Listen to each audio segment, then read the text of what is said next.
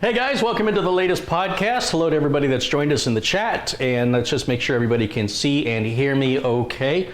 So let's just wait for a minute because there's a little delay between what I say and what you hear. And let's just make sure everybody, good. Ben, one of my moderators in the chat has confirmed everything is good. Got my Coke. And today, sorry, I'm off camera, just looking at, going over to the chat. Today, we're going to talk about uninterruptible power supplies, or UPSs, and the pros and cons of owning one. What you see before you are 4 such units. These are mostly the same. I think these are all 1350 watts, except for one of them I think is 1500 watts. We'll get into what that means in a minute. It's my first Coke of the day. It's the best one. Okay, sorry. Life's little pleasures. So what a UPS is, just to explain it in the most simplified term, for those of you who never heard the term before, think of it like the clock radio that you might have by your bed, whatever alarm you use for waking you up in the morning, apart from your smartphone, which I realize a lot of people use. But going back to just a clock radio, a lot of clock radios, they have a 9-volt battery that you can optionally put in there. And the point of that battery, of course, is if you lose power at night, that your clock won't reset, and then you'll sleep in and miss school or work or whatever reason you were getting up early, because the whole unit will have reset itself. You know, electronics, they need constant power, otherwise they forget everything. That's primarily the difference between RAM and a hard drive or a solid state drive. The solid state drive or hard drive stores data when the computer has no power at all. The RAM only stores data when the computer has power. And likewise, the clock radio can only represent the time while it's getting power. Now, unlike a UPS, a clock radio's battery only supplies enough power to keep the clock updated and ensure that that alarm will go off if necessary. But it won't let the radio operator, anything that could drain that battery. Its primary purpose is to just keep the clock and alarm set until power comes back on. It won't last forever. If the power's out for a few days, the battery will eventually drain and the clock radio will reset anyway. Well, this is no different. So the idea behind one of these is you can plug your computer, your monitor, other items that you want to be powered on in case of a sudden power outage, but they're not meant for you to just continue to compute indefinitely. It's meant to give you enough time to save and properly close everything you're working on and shut the computer down properly. That's it. No more time than that. If you want to be able to run hours and hours and hours during a power outage, then you want a generator, which is much more expensive, requires a lot more maintenance, and can power, you know, as many from one computers to hundreds or thousands, depending on the size of the generator. So when we're talking about a UPS, for this sake, we're going to talk about a personal UPS for one workstation.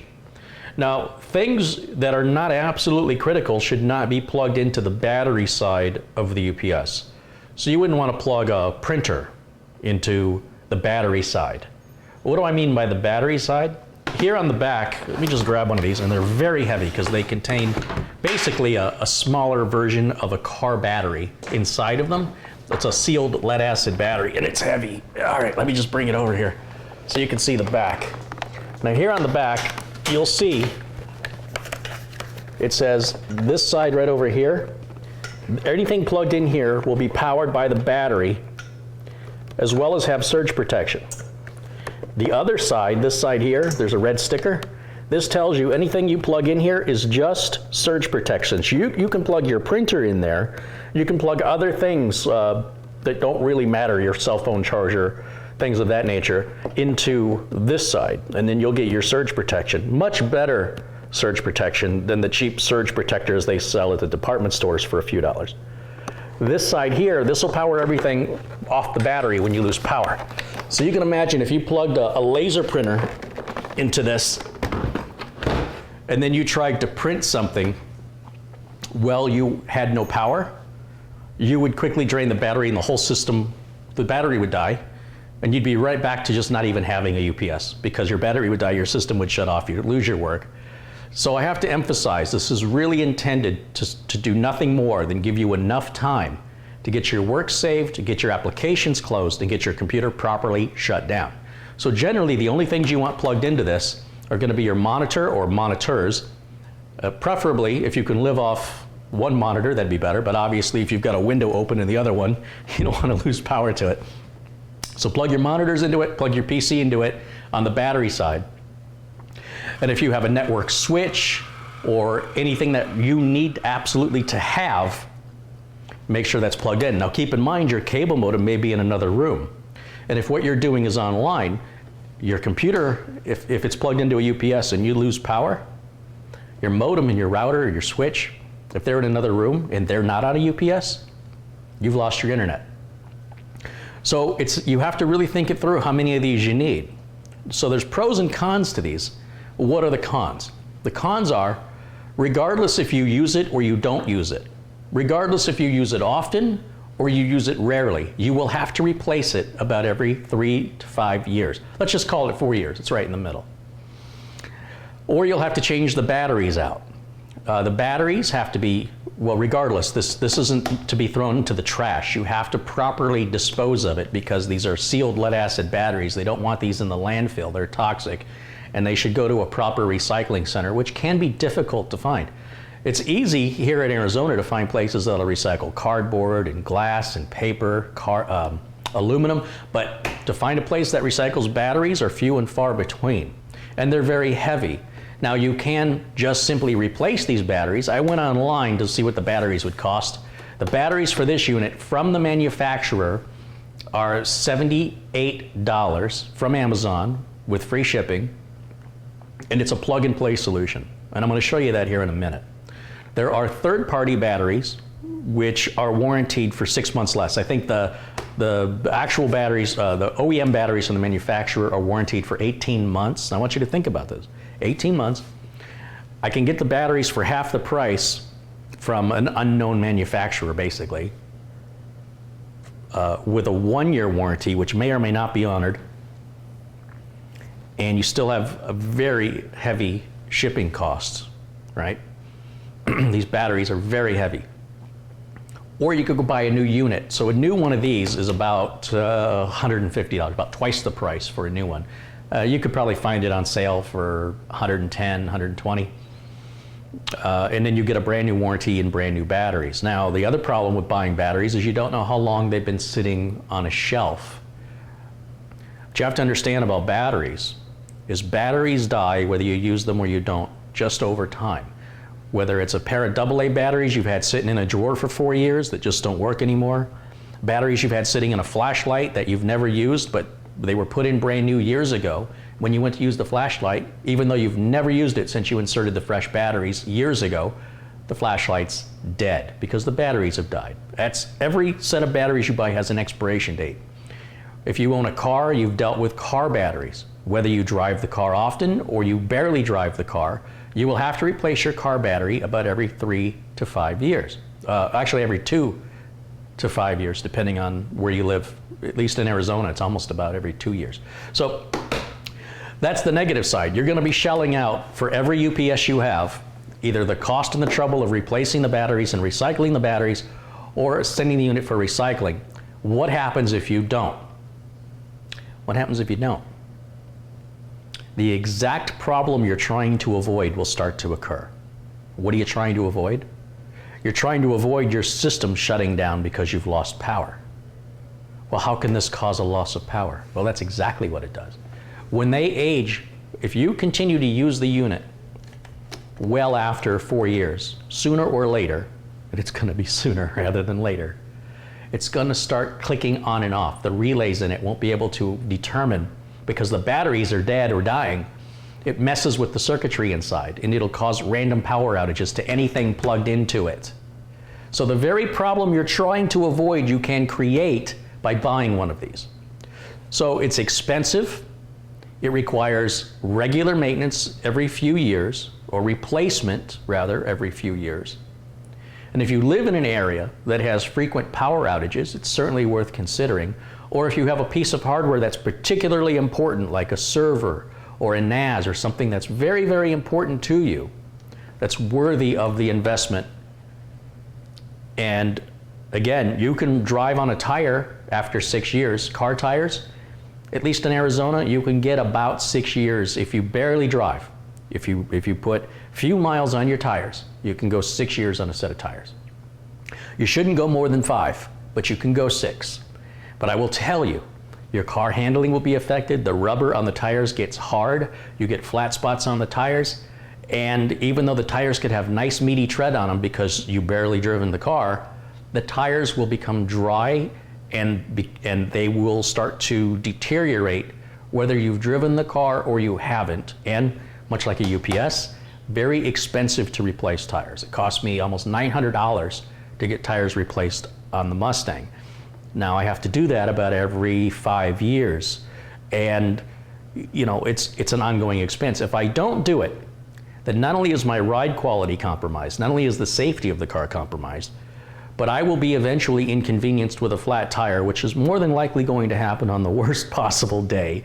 It'll be 120 degrees out. The pavement will be scorching hot. I'll be on the freeway with cars whizzing by awfully close at dangerous speeds.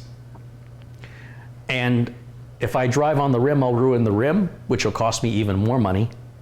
If I pull over, I risk my life because of how fast cars drive here in Arizona and how rarely people move over and slow down to a disabled car on the side. It does happen, but it's rare. All that to save a few dollars. But unlike a UPS, tires are necessary for the car to work. People don't need to have a UPS. You absolutely don't have to have one. So there are pros and cons to owning them that often involve money and time.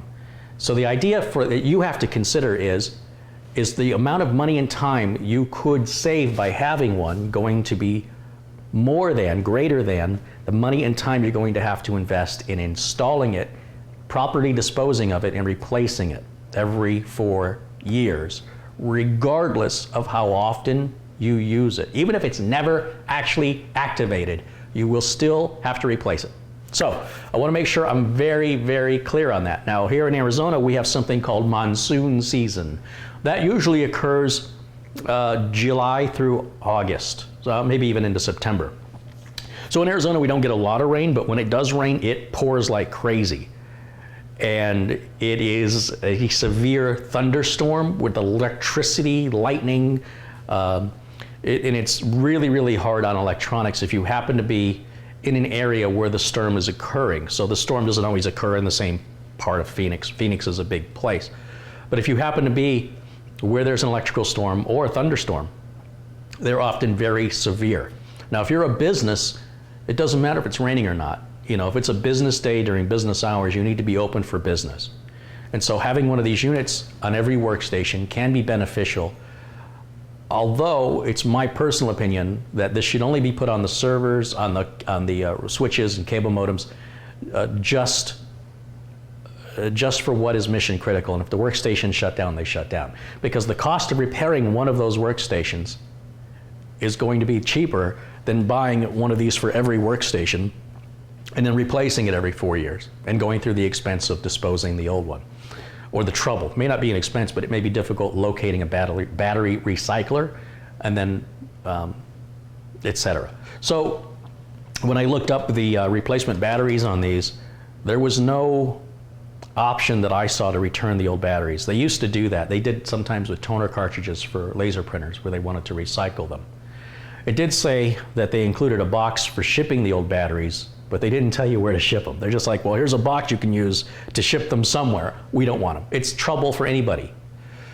Let me show you what this looks like inside. So this is, you know what, let me get you a different camera angle. Let's see if I can show you this a little closer. Let's go to camera 2 here. So this unit right here, if I push this button, I get this information about battery charge, current voltage, and if I hit it again, I get all this other information. Total possible output, 600 watts.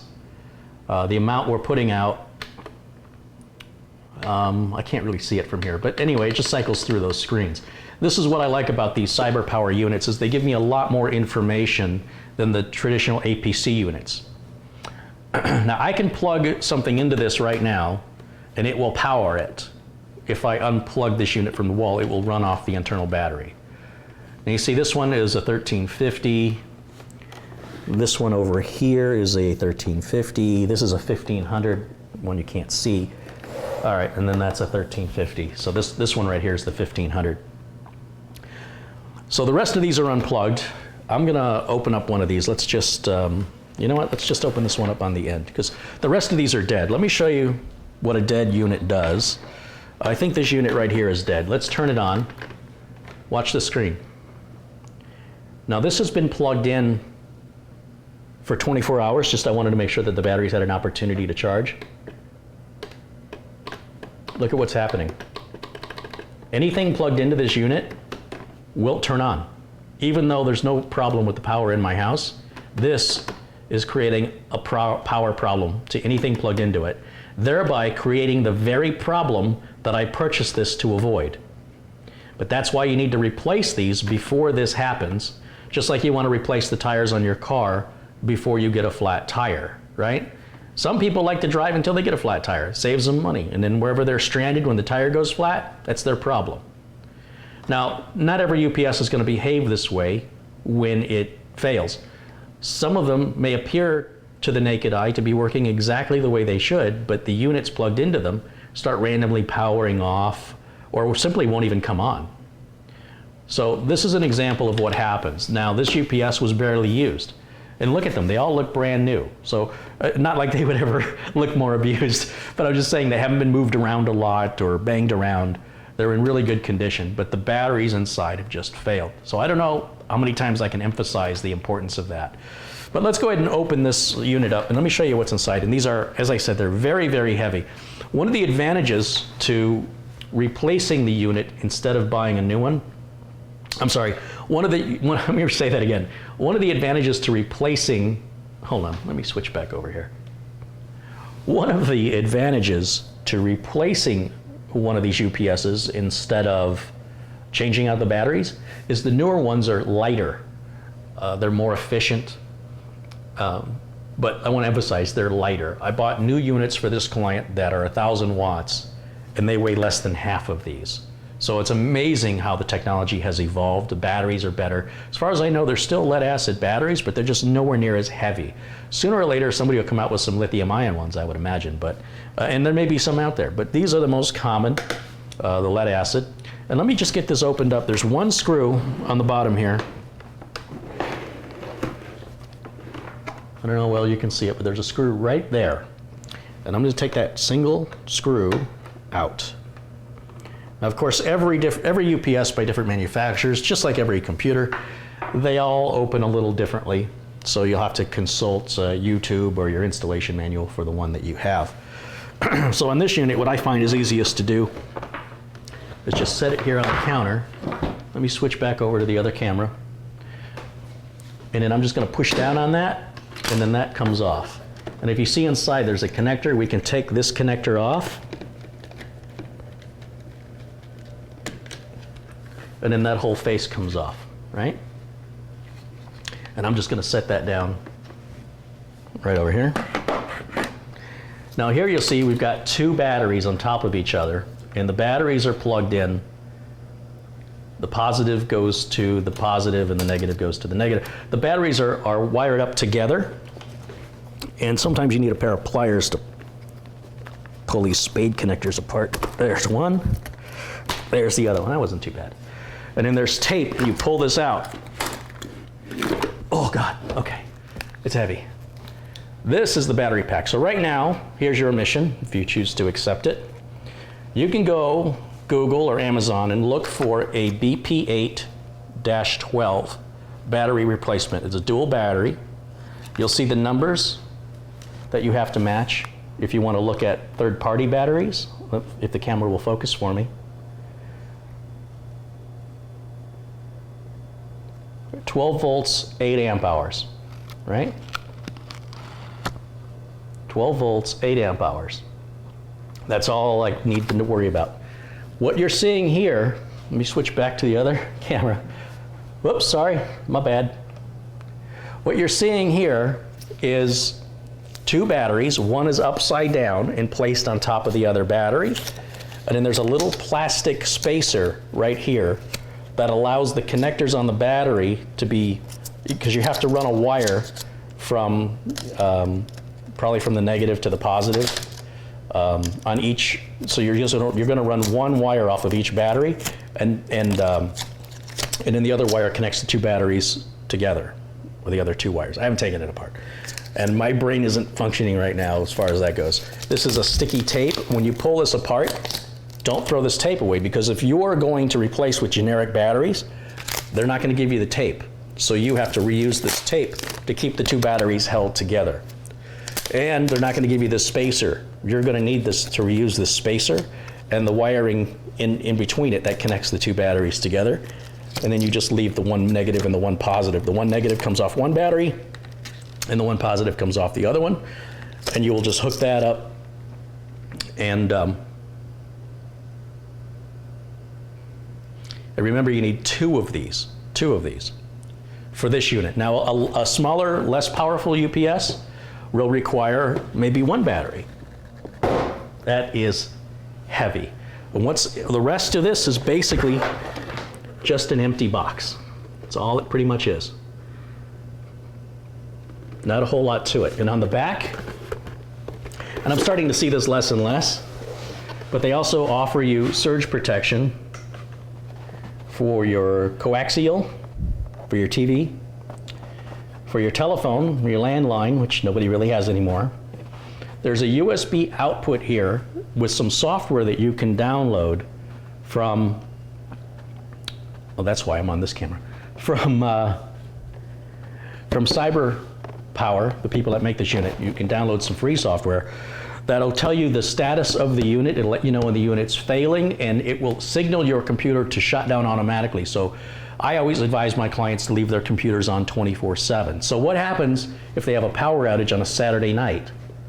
Well, the unit will instruct the computer that it's lost, the power has been lost, it's operating on battery, and to shut everything down. And then when they come in on Monday, everything will be off, but it'll all be safe. It won't be damaged. There won't be any file system damage from an improperly shut down computer. And that's pretty much how it works. If there's a short circuit, something that occurs in the electrical system, there's a little reset button here, just like any surge protector has. If it gets triggered, it's basically a breaker to save your equipment. And this is traditionally the way a UPS has worked for many, many years. So it's a lot of money. I mean, for some people, it's a lot of money.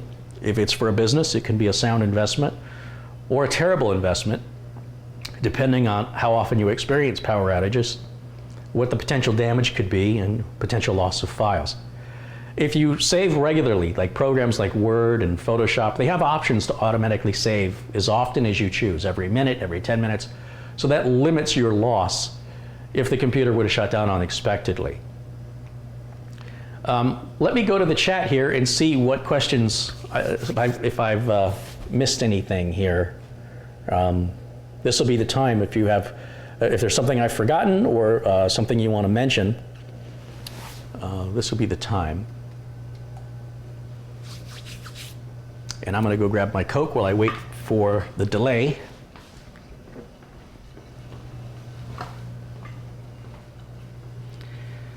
APC 1500 is 250 Canadian dollars, batteries are $50. Yeah. But again, the problem was how old are the batteries that you get. So if you look at the replacement batteries, read the reviews, and particularly read the 3, 2, and 1-star reviews. Those are the first ones I always jump to. And read what people are saying about their experience.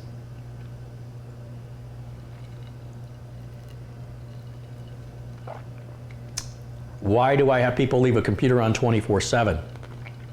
The reason for that is I have retainer contracts with clients that are businesses, and I need to be able to access their computers after business hours to perform maintenance and backup tasks. I can't do that while they're at work or interrupt their productivity. They also interrupt my productivity by asking me a million questions while I'm on the phone.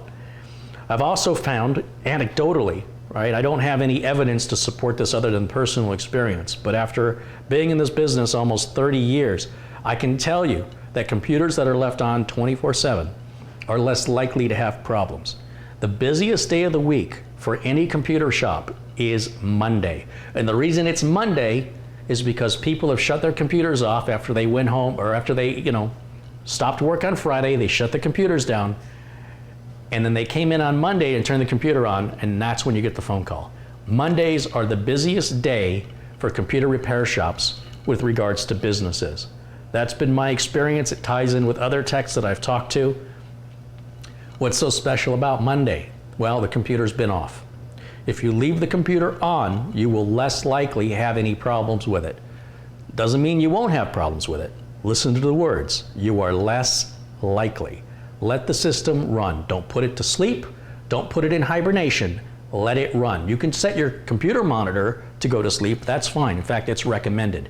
Don't have your hard drive powering up and down and up and down. Don't have your motherboard powering up and down and up and down. What happens if you take a piece of metal and you bend it back and forth and back and forth? You can keep doing it for a while, but at some point, the metal just breaks in half. Every time you add power to something, it generates a super high temperature immediately. It goes from ambient room temperature to what could be hundreds or over 100 degrees Fahrenheit and potentially Celsius, like we're talking a CPU. It can go from room temperature, ambient temperature, to 60, 70 degrees Celsius in 40 seconds. That's just like taking that piece of metal and bending it back and forth. It's getting cold and it's contracting, and you heat it up and it expands, and then you cold and it contracts, and then you heat up and it expands, and then it gets cold. You want me to keep going? What do you think is going to happen? And then one of the main parts of a computer that fails are moving parts. When do moving parts fail? Moving parts rarely fail well in motion. Rarely. It does happen. So as long as that hard drive remains in motion, there's other reasons you can have a failure. But statistically, in my personal experience, I advise all my clients, if you want to avoid computer problems, leave the computer on 24/7. You don't have to. It's your computer and you can do anything you want with it.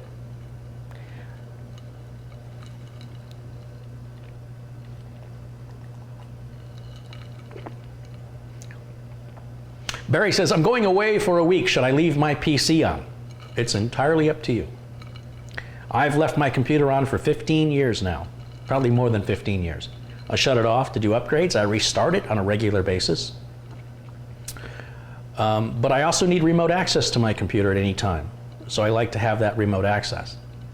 I've gone on vacation. I've been gone for upwards of 3 months. 3 months. Computer was on the whole time. The only issue is if you don't have proper surge protection, like one of these units here, if you don't have a UPS, and you were to have a thunderstorm roll in while you're away, and you don't have somebody watching your house or your business that can come in and shut that stuff off, or it's not even enough to shut equipment off anymore. I've had computers come into the shop that were unplugged during a thunderstorm, but got spiked through the network cord. I've had computers come in that were unplugged during a thunderstorm, but were spiked through the landline into the modem. That was in the 90s. And it fried 50% of everything in the computer. So it's not enough to simply have surge protection. If you want to absolutely guarantee that you are not going to have a problem during a thunderstorm, the only way to guarantee it is you have to unplug power and unplug your network cable. That's it.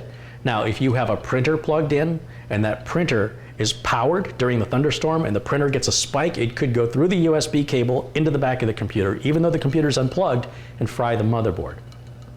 So as long as you unplug the printer from power, you won't have that problem. Or unplug the USB cable. Use your head. Electricity flows just like water flows. It's going to take the path of least resistance. And any opportunity that a power spike has to travel down any lines, it's going to take, if it can.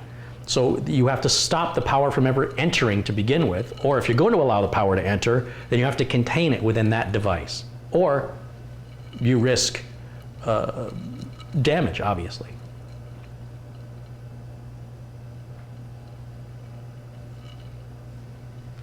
What about using the cloud? Would you still need a UPS?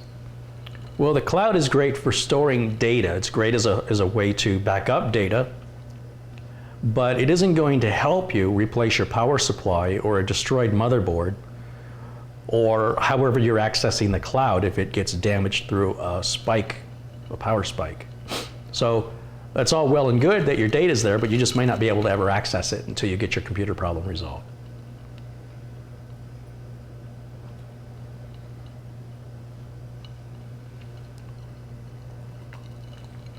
Carrie, what processes would cause a hard drive to come on an idle system if the PC is idle? A PC is never idle.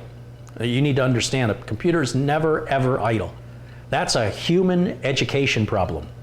Your computer is doing constant maintenance. Windows is adjusting the size of your swap file. It's erasing and adjusting temp files. It's maybe downloading updates. You could have multiple programs on your system like Adobe Reader, or I'm just using that as an example, that's downloading an update in the background. It's not just Windows that's downloading updates. Microsoft Windows wants to perform maintenance tasks such as drive indexing when the system is idle, but that doesn't mean the system is idle. You want an idle system? Shut it off.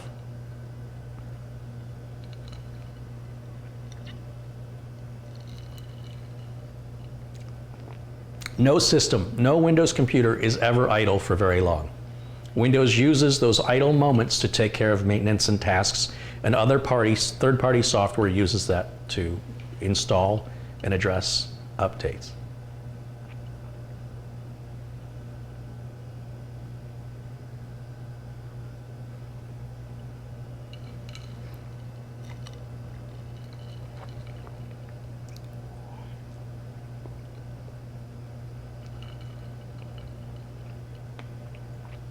So a UPS isn't just a recommended item. For most of my clients, I don't recommend them because most of my clients will not change them out when they're supposed to.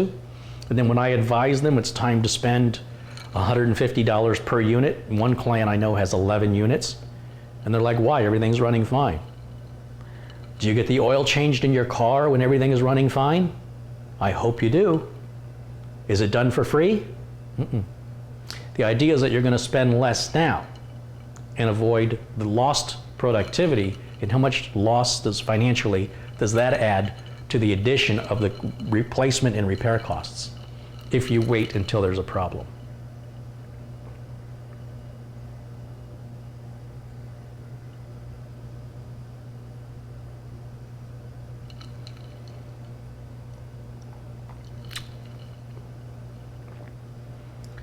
Do modern motherboards have surge protection? No. Some of the higher end motherboards do have small resettable fuses like on the network port and such, but those are high-end expensive motherboards and they are not immune from electrical damage. They offer you some protection, but if you're like most consumers and you're buying the cheapest crap you can find, you don't have any of that. If you, on the other hand, are one of the rare enthusiasts who spends $300 or more on a motherboard, well, you probably don't have to spend that much, but upwards of $180 or more, I would say honestly, on a high-end name brand motherboard that advertises anti-surge features, that will offer you additional protection. But the only way to guarantee protection is to unplug it from the wall, period.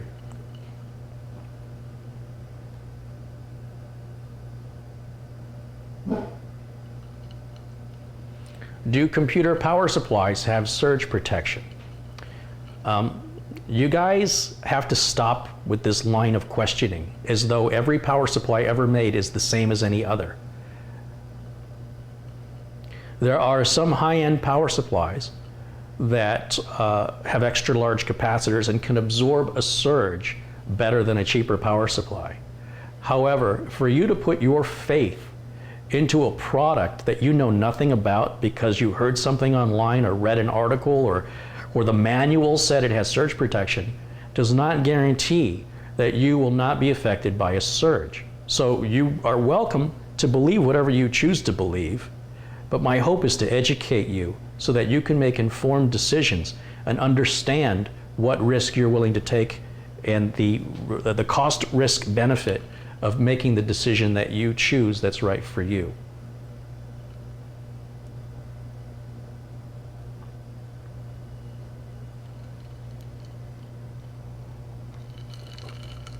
If there is a lightning spike through the phone line, what's your recommendation? Well, if there's a lightning spike through the phone line, you're screwed if you've plugged, whatever's plugged into that line will most likely incur, depending on the surge, the level of surge, damage. So unplug the phone line during the storm. And you don't have to unplug it from the unit, you can unplug it from the wall. One way or the other, one end or the other, doesn't matter. That's the only way you can guarantee. And I will tell you that even then, it's really not a total guarantee. I had a lightning strike about 12 years ago that turned my whole house orange briefly. It must have been very, very close. And after that lightning strike, my network would not go over 100 megabytes per second.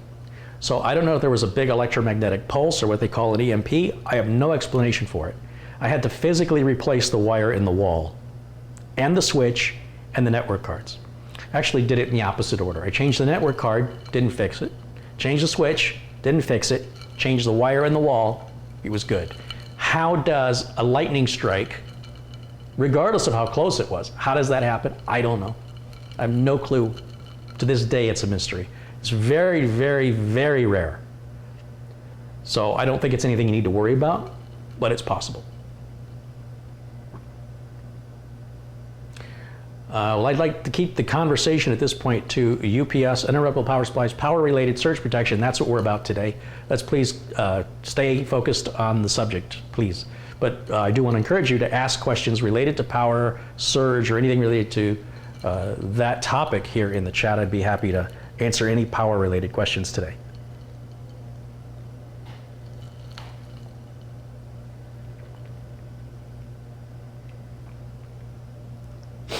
What is the minimum UPS you would use on an enthusiast build?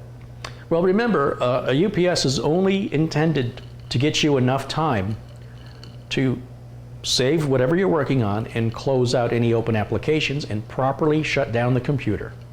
So with a unit like these on workstations, we get about 20 minutes. Now that's a lot of time. I mean, depending on the size monitor that's plugged into it and how much power that monitor is drawing, and depending on what your computer is doing at the time. So a computer that's idle isn't using much power at all, but a computer that's, let's say I'm rendering a video. And let's say that video has 7 more minutes to go. Will a 20-minute left on the UPS cover those 7 minutes when the computer is draining so much power at high use? Probably best off if I cancel the render, save the project, exit the video rendering software, and then safely shut the computer down, then risk it. Because if I risk it, there was no point in me having the UPS at all. Your main goal is to get anything you worked on saved immediately. You need to stop everything you're doing the minute that UPS kicks on, save what you're doing, close out any open applications, and shut the computer off.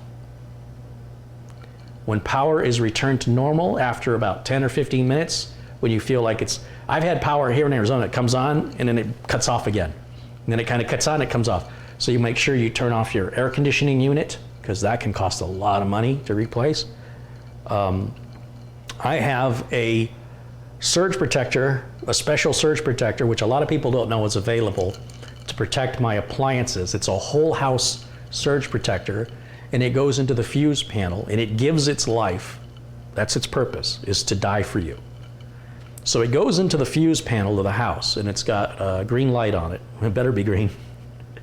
And it's filtering all the power that the house is, that the house is pulling, whether it's to outlets with the garbage disposal, the refrigerator, the AC unit, whatever it is, it's all being filtered. If there's a big surge, in theory, that surge protector should give its life and cut power and not allow the surge through, saving all of my appliances and televisions and everything else that are plugged in. Will it work? I don't know. I've installed it about 8 years ago. It has no batteries in it, so it'll run indefinitely. But once it executes, it will have to be replaced. It will still allow power to flow through, so it can happen and you won't even know it. From time to time, when you look at your fuse box, you need to make sure that green light is still on. Because if it gave its life in the line of service, you may not know. And it will continue to allow power to flow through it once power is restored without any more surge protection until it's replaced.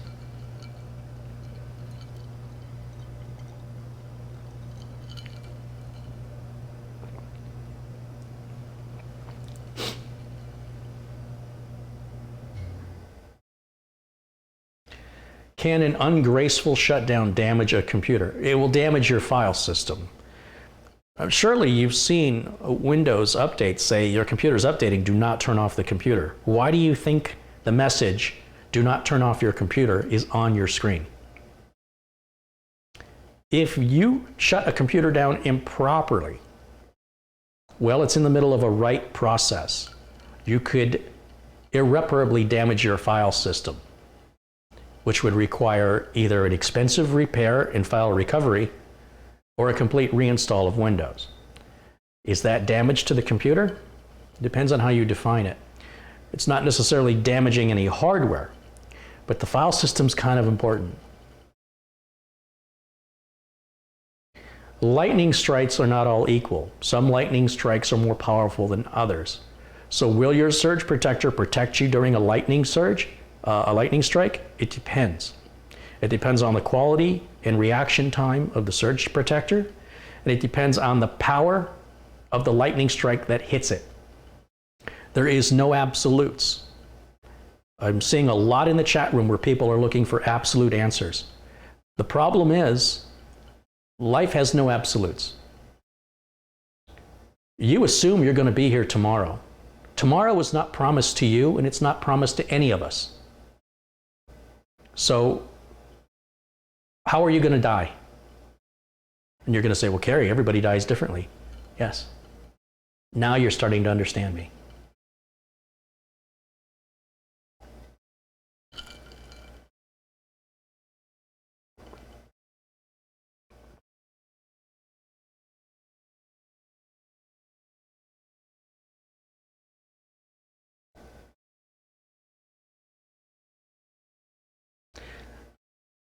I'm just kind of looking here on the chat. If you posted a question earlier and I haven't addressed it, it's because I haven't seen it. You'll have to repost your question again, please.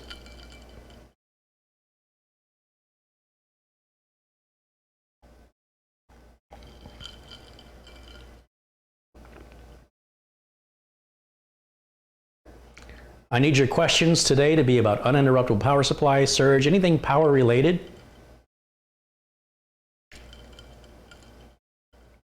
So if you have a question about power, surge protection, how to protect the computer from damage, this is the time to ask. That's what today's show is about. If you have a question regarding anything else, we're not addressing that today.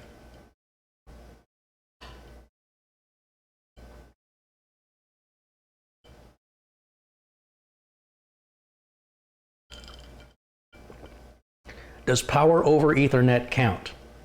Of course. Why wouldn't it? What in your mind would think that there's an exception? That's what I want to know. Why do you think it's different? Power is power. Anything plugged into a wall,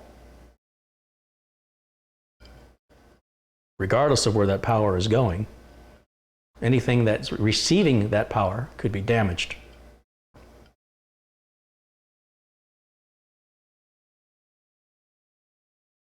Francois has said, so ordinary surge protector is fine for electronics. That's not what I said. This can get frustrating. It gets so frustrating when people don't listen. I'm really trying to make this as clear as possible. There's no guarantees. For some people, a UPS is a sound investment. For others, it's a waste of money. I can't tell you what's right for you. And no protection guarantees you 100% other than unplugging the unit from the wall. I hope I've made that clear. Maybe I need to say it 4 more times. Are there any brands you would avoid when buying a UPS? No, no. I mean, the two big UPS brands are APC and CyberPower. Those are the two most commonly used, at least in my environment. There may be some bigger brands which provide more enterprise level power supply, power surge protection, like for servers and real high-end, high consumption not applications, but environments. But I don't deal in that, so I couldn't answer that. But I can tell you that for small to medium home businesses and home use, APC and CyberPower tend to be the two main leaders in the arena.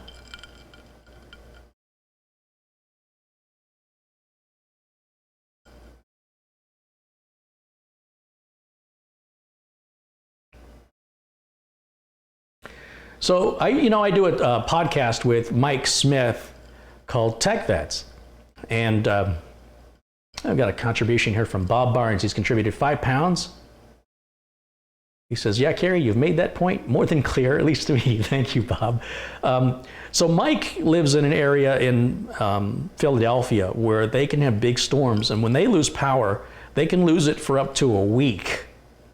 I think the last time Mike lost power, he was out for 3 days. So Mike paid for a gas-powered generator to be installed and then wired up to his fuse panel to power his whole house. UPS isn't going to do him much good. It's 20 minutes and then you can shut everything off. He doesn't want to live by candlelight until the power company provides power. And this has happened to Mike more than once. It's just an effect of the area that he lives. When the power goes out here in Phoenix, for me, my power rarely goes out for more than an hour, and at most 6 to 8 hours, maybe once a year, maybe. So that 6 to 8 hours would be a worst case scenario every few years. I did mention that lightning strike that I had close to my house. I had another one that set a palm tree on fire in my neighbor's yard, which I was afraid was going to catch my house on fire. It was very close proximity to my home. When the palm fronds die, they just kind of hang and they turn beige, and over years it starts to grow like a beard, and it's very, very volatile. So the minute a spark hits it, the longer that palm tree has gone without maintenance, the bigger the flames. And this palm tree was one that they just ignored, and it just had all these palm fronds, and it went up like you wouldn't believe.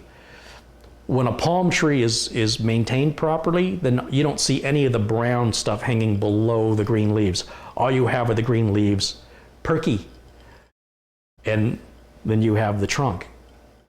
And it was something I didn't realize. I'd look at palm trees, I never really thought about it until that thing caught fire and it went up like a palm tree.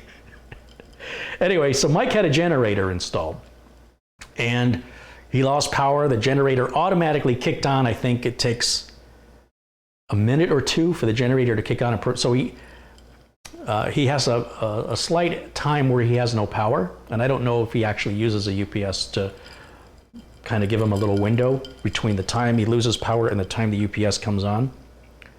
But regardless, it worked really well for him. And then he lost power about a year and a half later and neglected that generator, and the generator wouldn't come on. So now he had no power. His generator that he spent all this money for and paid an electrician to wire up and didn't work.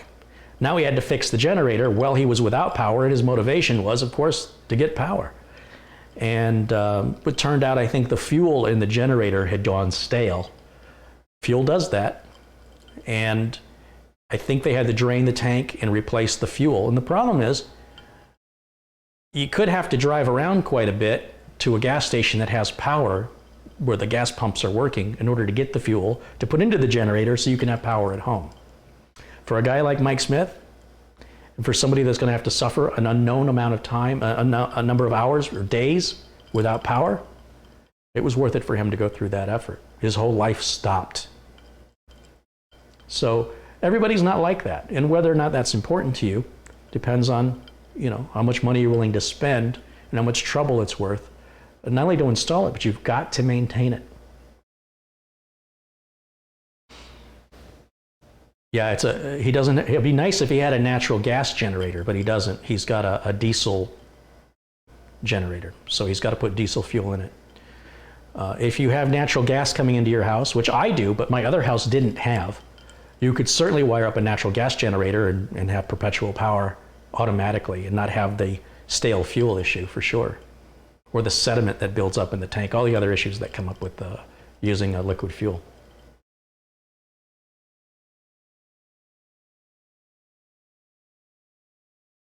Robert Simons says you have to use fuel stabilizer. That is correct. Any 18-wheel trucker will tell you all about that.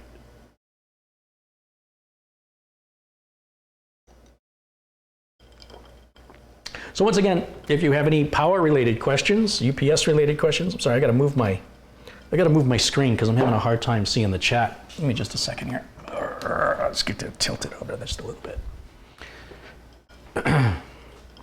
This, of course, is the Threadripper. You'll see I haven't done anything with it. We're going to do that here pretty soon. Pretty soon.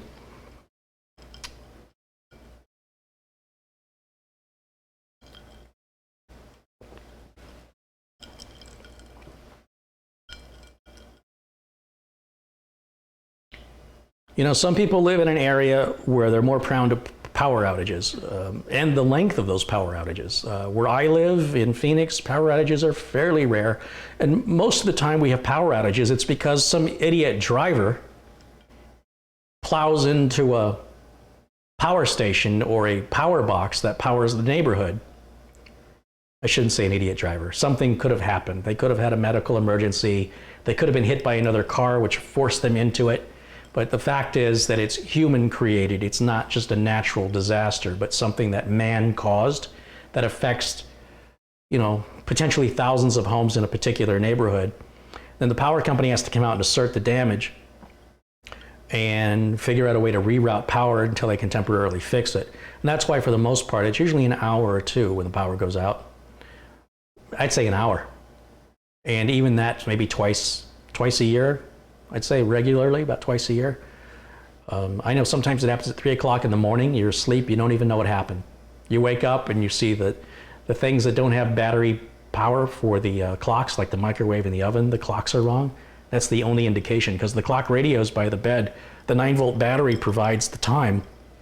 Well, they've lost power. So, and sometimes I lose power, don't even know I've lost it.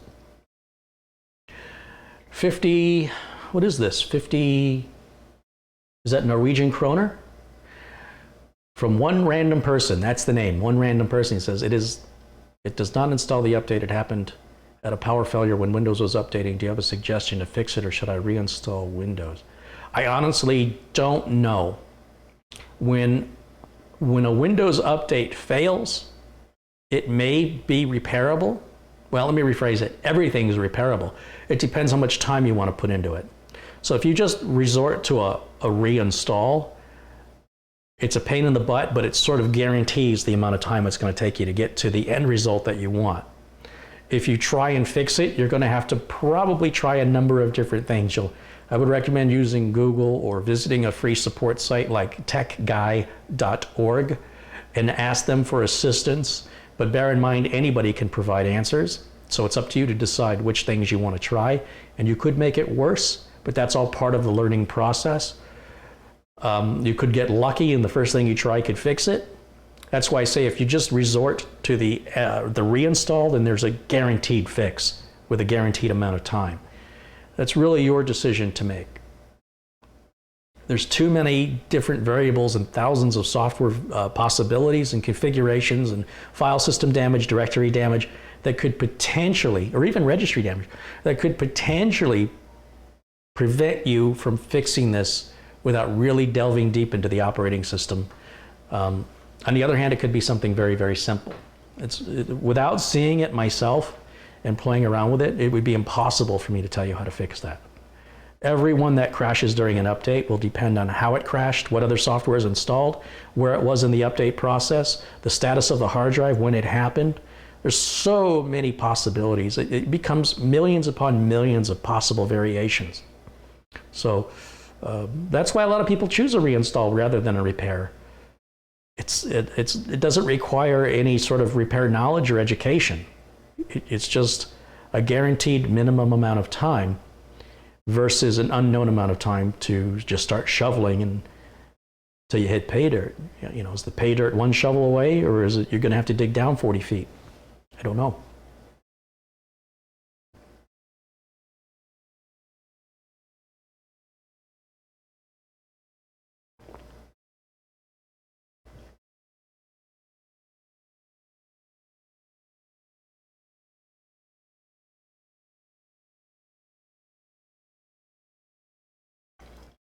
What's frustrating to me is here in Arizona, they run all the power on poles.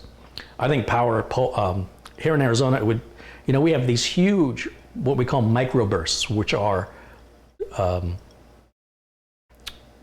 heavy winds. They can reach 60 to 80 mile an hour winds. And it'll blow the roofs off of homes. And it happens about once every 8 years, I'd say. It'll knock down fences for neighborhoods. Trying to get a fence repair person out or getting roof repair, when this happens, you can wait months on a waiting list. I think having the power on poles is a big mistake because the poles come down when these big microbursts hit. Or sometimes in car accidents, they hit the poles come down. I think, in my opinion, the poles should be run underground. I mean, there's always going to be an idiot who's digging, who doesn't call to check where the power lines are, who's going to cut power from time to time. But I think that I wish that in Phoenix they had done it in the ground. I wish they had run the power in the ground. All the cable for the cable companies, that's all run in the ground.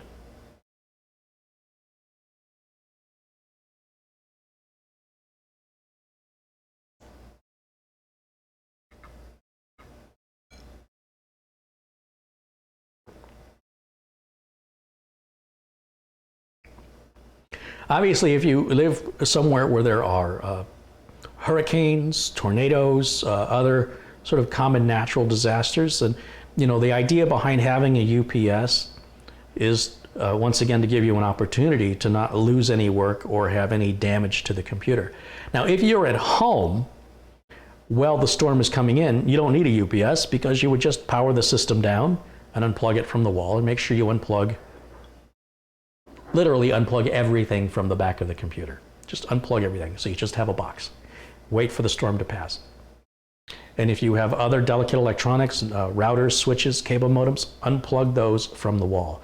If the coaxial cable from the cable company is running into the back of your modem, even though your modem's unplugged from the wall, if that power cable gets spiked, you're going to lose your modem. So anything that's really, really important to you, unplug it from the wall. Now, some electronics are very cheap now.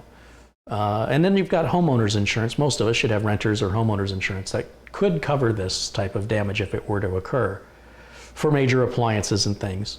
So it's not like you got to go and unplug the television. Televisions are pretty cheap to replace.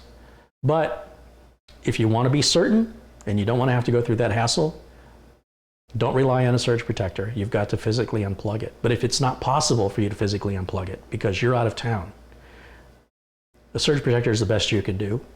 And if you're in an office with employees who you're paying to work, you want them working during the rainstorm. You want them working at all times, unless you lose power. And then you don't want any of their work to be lost. So UPS is very important, especially for the server or anything that's storing the data. And then secondly, for the workstations, not necessarily to protect the workstations because those can be repaired.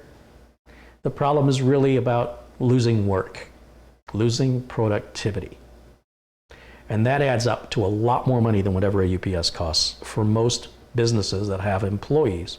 If you're a home-based business, it's a different story, depending on what you do.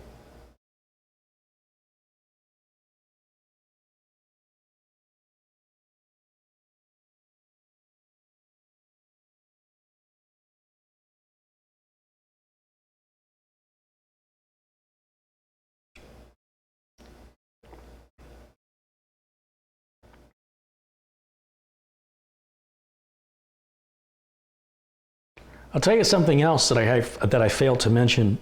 Anytime you deal with batteries, you're opening up an opportunity for a fire. There are companies that have burned to the ground because they had UPSs designed to protect them in case of a storm or a surge have batteries that have caught fire and burned the whole building down. And if they wouldn't have put the battery backup in the building, they wouldn't have had the fire and wouldn't have had the loss. This is very frustrating because people who are doing the right thing for the right reason can still suffer the consequence and punishment that they wouldn't have if they hadn't done it. So there are no guarantees. What we're talking about are statistics. You are statistically less likely to suffer any computer damage, physical damage, or software damage by having a UPS. But then you are also statistically more likely to have a fire the more batteries you put inside of the building.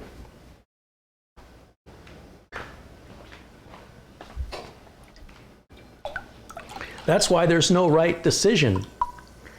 People have to make these decisions based on their needs, their budget. It's basically a cost, risk, benefit analysis. You have to determine for yourself if the cost and risk is worth the benefit. And nobody can answer that without either a long interview and an assessment of your operations and your attitude about your business, or you have to come to that conclusion on your own. It's just not that easy. It's like people that come on here and they ask for what parts to buy. I think you've got to be extraordinarily unwise to ask a stranger on the internet where to spend your money. I just don't understand the concept behind it. I don't understand how somebody can go online and say, I've got this hard-earned money that I've been saving and saving and saving. Tell me where to spend it. I can't follow that. I encourage people to educate themselves. You don't have to go through a whole lot of effort. If you're looking for a good UPS, Google UPSs for the current year, read the reviews, ask questions, and decide for yourself what's best for you. Nobody knows you better than you do. Nobody knows your financial situation. For some people, they got loads of money. They don't care.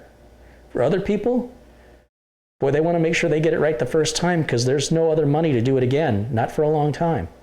And so to rely on some complete stranger on the internet to tell you where to spend your money, you know, I was a teenager in the 1980s and money was very tight. So my attitude towards this may be a bit different than the millennials of today. And I might be stereotyping here, but based on what I'm seeing in the chat room, constantly people asking me, where should I spend my money?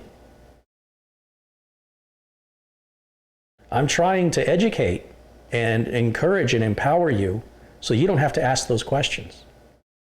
That would make me happy, to let you be empowered to use your keyboard and your mouse as you've used to watch this video, to read some reviews, read what people are saying, and decide for yourself what's right to fit your needs, what's right to fit your expectations, and what's right to fit your budget.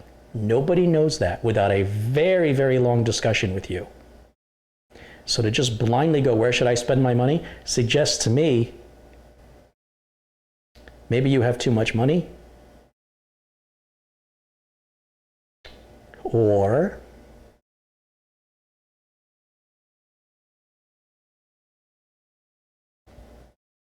you're too trusting.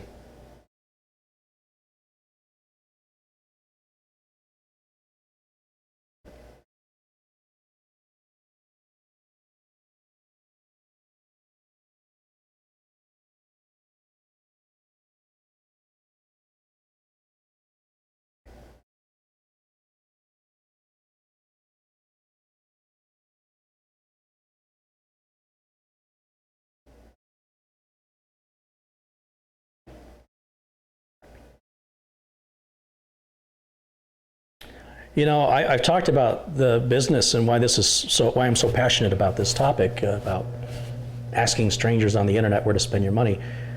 I've run into a number of business people that run computer repair businesses. I've talked about this before. in one particular instance, I know a guy that charges as much as he can get out of a customer. In other words, everybody doesn't pay the same price. So if this customer can sell you an antivirus product, I'm just picking something, an antivirus product. And let's say he's buying this product wholesale for $16, it retails for $36, but he can sell it to you at $160, and you trust him, even though you don't know him, you just, I saw the guy on the internet, he seemed like a nice guy, $160, whatever, here's the money. He feels no remorse. His attitude, and this is not uncommon, his attitude is, I didn't hold a gun to your head, I didn't make you buy it, you made your own decision, I sleep well at night, and I'm going to squeeze every customer for every penny, and I feel righteous for it because I'm helping my customers. Yeah, he's helping them empty their wallets. Does he care about how much debt that customer has? Does he care if that customer now doesn't have enough money to pay another bill? It's not his problem. Hey, if that customer just believes me and wants, gives me this money, that's their problem. That's not my problem. When you realize that when you're asking complete strangers how to spend your money, you don't know who you're talking to. You have no clue what their motivation is.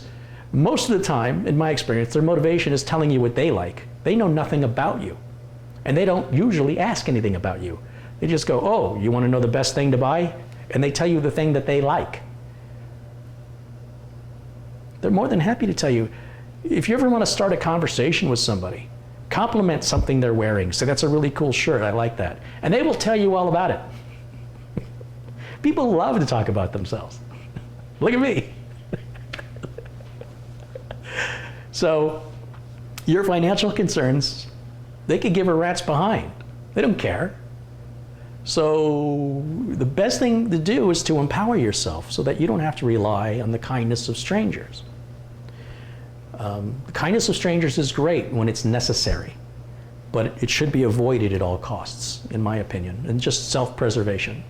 Just, it's nice to hold the door open for somebody, it's nice to offer somebody a hand, but at the same time, something that you could easily do yourself, but you're either lazy or too trusting, you're going to get exactly what you asked for. That's your warning. You're going to get exactly what you asked for.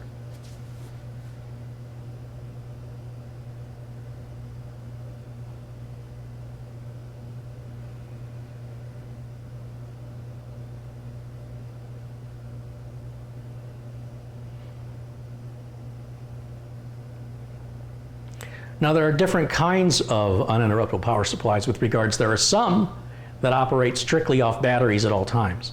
So what they're doing is and there's a word for it that's not coming to my mind right now, but they're expensive. They're really, really expensive. Most people don't have these.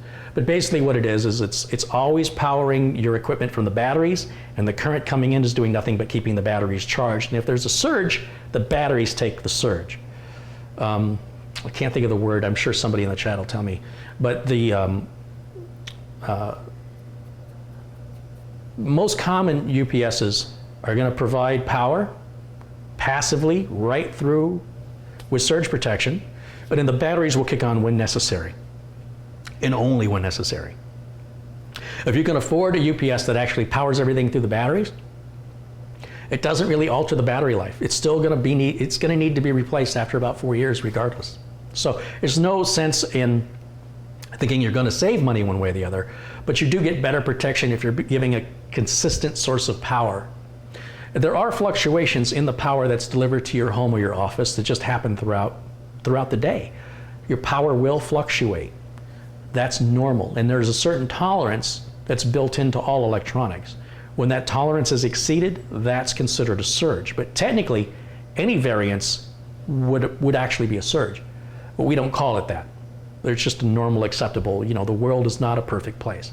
So as a result, there are different levels of UPSs that offer different levels of surge protection, different response times, and different amounts of how much time you'll have, depending on the size of batteries and how much power the UPS can deliver. But it's not meant for you to just continue to compute on while your power is out. And I can't emphasize that enough. It's just to get you to save whatever work you're working on safely, close down any applications safely, and safely power the computer off.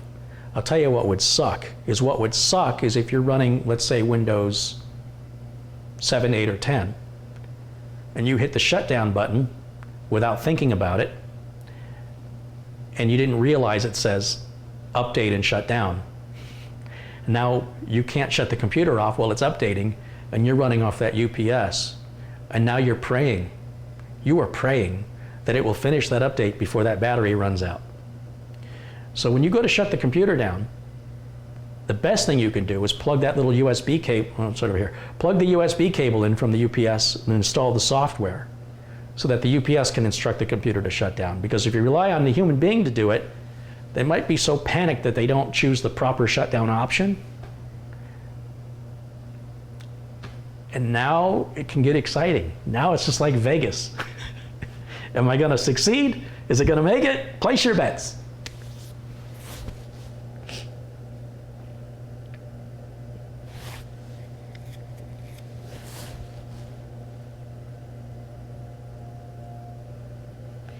If the computer shuts off while the update is taking place, you may have to completely reinstall your operating system drivers, reinstall all your software, reactivate it, reinstall all the updates.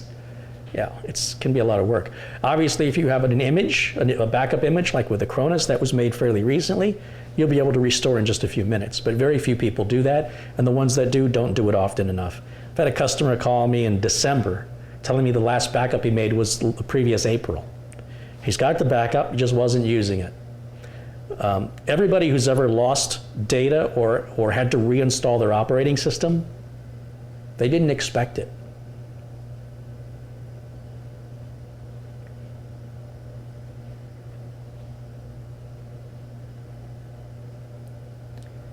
All right, guys, I think we're going to wrap this up here pretty soon. Anything related to power, surge, you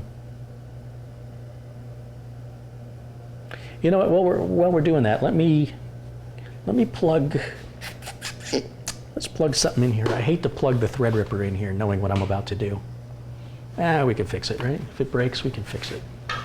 I know a tech. Let me grab a power cable.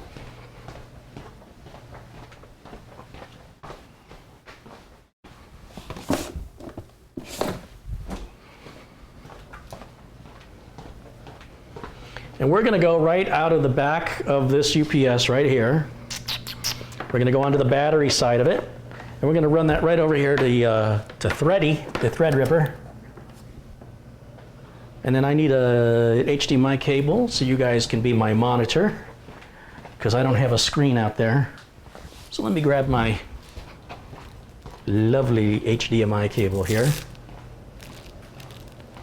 And let's get that plugged in to the capture card, which was provided very generously by a viewer named Colin Hilton. I'm going to keep saying Colin's name. That is an incredible contribution from a viewer. Let's plug that in here. Now I'm going to show you something. We're going to turn this on.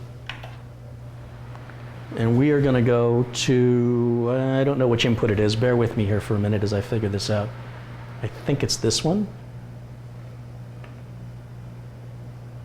Yes, I got it right the first time. And we're going to boot up, and I think I'm going to put this up in a corner because I want to try and put this in a corner. Let's go right up here. Like that, and then let me turn the other camera back on, which I think is this camera. So the software is a little tricky. I'm starting to get the hang of it. That's got to go on top. All right, so I guess I need to, where am I going to move this? Let's move it down here. Okay. So right now we're operating off this UPS. So the computer is plugged in here, right? And you can see we've got 11% output. Let me switch over to the other, let's get real fancy. Let's switch over to the other camera. Let me turn this camera off. There it is.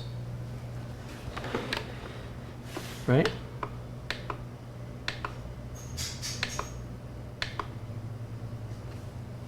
Okay, now I am going to unplug the UPS from the wall, and it will beep at me.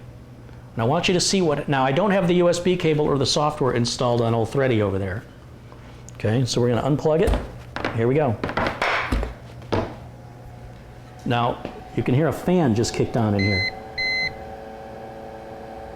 Look at, the battery already went down. There used to be 5 bars. It's already gone down. Now, if I run Prime 95, ooh, went down to 2. This is an old UPS, so even though it's working, we are not getting much time out of it. Now, if the USB, oh, it's losing it quick. Look how fast those bars went. This is an old UPS. So even though it works and you hear it beeping constantly, it's telling you, you don't have much time. So I'm gonna reach over here and I'm gonna power this off.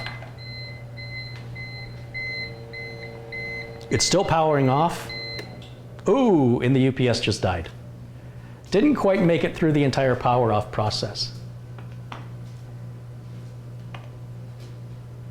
Okay.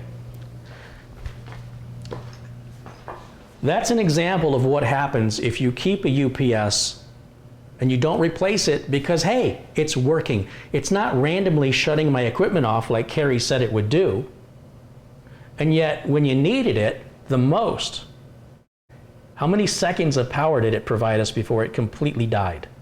That, when it's new, should provide us at least 20 minutes. Remember, there's not even a monitor plugged into that. If I had a monitor plugged into it, or worse, multiple monitors, you can significantly cut that time down. That's why I have all these here. I have told my customer that I would recycle the batteries for them. It's part of what I do for them. I installed new UPSs for them. And I get a label maker, and I write the day, the month, the day, and the year, and I stick it right on the front. So we don't go 2 years from now, when did we put those in? That always happens, always. And I'm sick of it. I wish that the units came with a little spot that you could write with a pen, the installation date, so you could keep track. You could use a piece of Scotch tape, a masking tape, and write on a marker, with a marker on the masking tape, month and year. You don't need the day. Just put May 2018 and stick it somewhere where you can see it on the UPS. In my instance, I get my label maker out, my little Dymo label maker, and I stick it right on the front, right down here. So it's in our face every day. We know when that UPS was installed. We don't have to wonder, is it time for replacement? You don't want to wait until one of these two things. You don't want to wait for this screen to be, oh, I unplugged it. You don't have to wait for this screen to be flashing and shutting your equipment off. You don't want to wait for this, that when you need it, it provides you with 40 seconds of power. Not enough time for you to get your work saved and your computer safely shut down, or you might as well not have one. And that's the problem with UPSs. People buy these things, they go, oh, it's done. It's not done. You have to maintain it. And maintaining it means replace the batteries or replace the unit every 4 years, regardless of how often or inoften you've used it. Bottom line, if you're not going to do it, don't own one.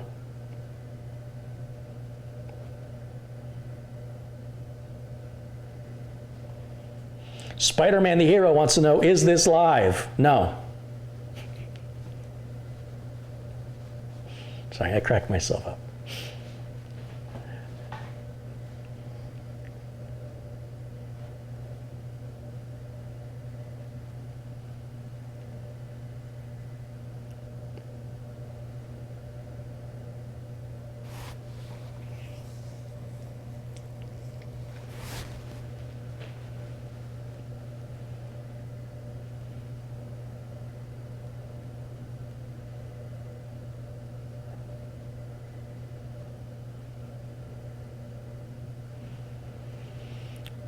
Another problem is the retailers that sell UPSs often don't have replacement battery.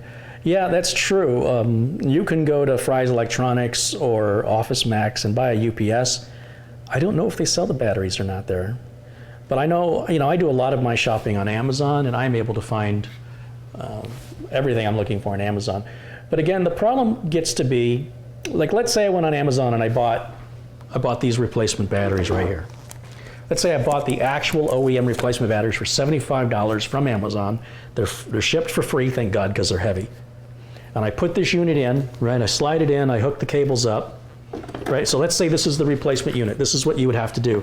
You would slide the unit in, like so. Let's get this cable out of the way. We're done with this. I'm sure we didn't damage the thread ripper. I'm sure it's fine. Plug the black cable into the black cable, like so. Plug the red cable into the red cable, like so.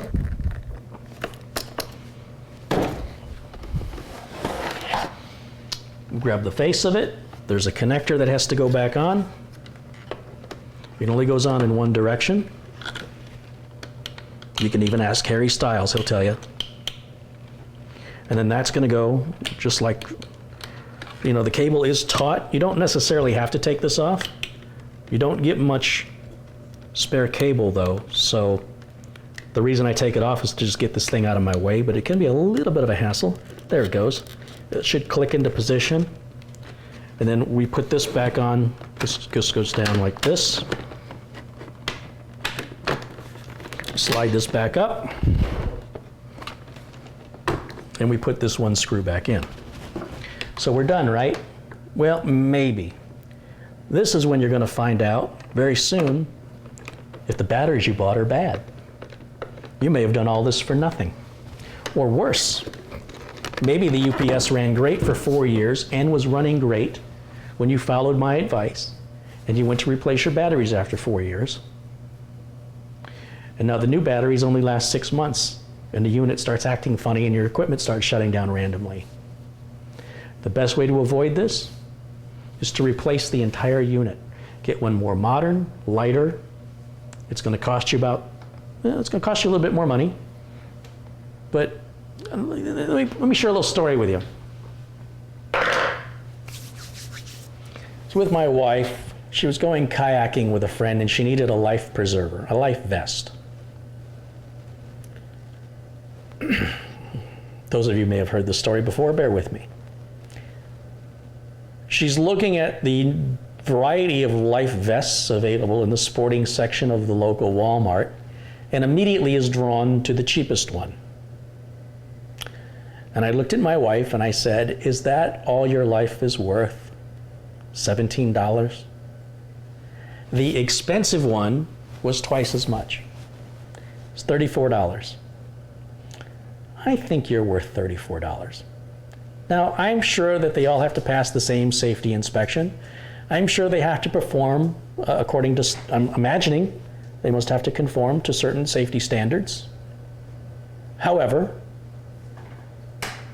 $34 isn't that much money compared to $17. And I think it's built better and will last longer than the $17 one. And how long do you use the $17 one before you replace it and go, I think this thing's getting a little ratty, a little old, I don't trust my life to it anymore? I mean, eventually that happens to everything, but statistically, you're more likely to get a better product if it costs more money. It probably costs more because it's built better, probably. Setting aside the business people with no ethics that will gouge you, a big corporate store like Walmart generally doesn't randomly mark things up. Generally. Obviously, you could shop on Amazon and read reviews to help make a better decision, which would be wiser. But just being in the department store and looking on the shelf, my attitude was get the most expensive one they have. Now, if your idea is to buy the cheapest batteries you can get for this, why do you have it? If the point of having this is to protect your data and protect your equipment, why would you cut a corner and take an unnecessary risk to save a few dollars? Wasn't the whole point in buying it to save you more dollars down the road? Can anybody in the chat room explain this to me? So what I'm saying is, buy a new unit with a new warranty, new batteries, throw the old unit out. Now, does anybody want some old UPSs? They're a bargain. I'll give them to you real cheap.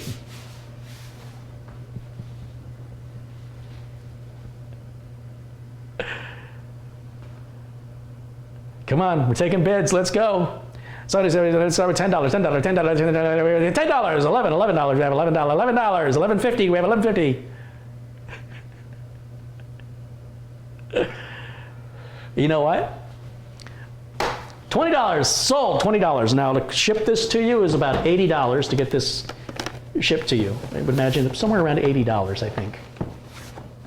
So $20 for the unit, $80 for the shipping.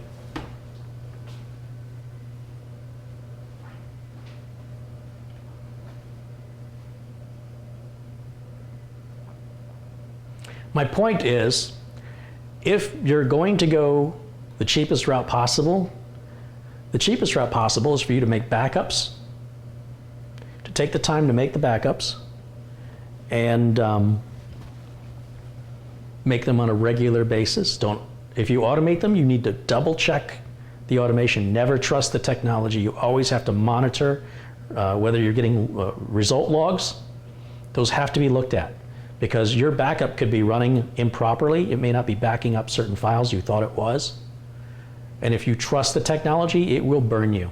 You have to constantly watch it like a child. One thing I've learned over technology, it is not to be trusted. It works well until it doesn't. That's why I have a job.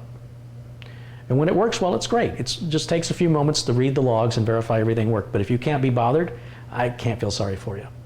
So the cheapest way to go about avoiding the situation is simply don't own a UPS.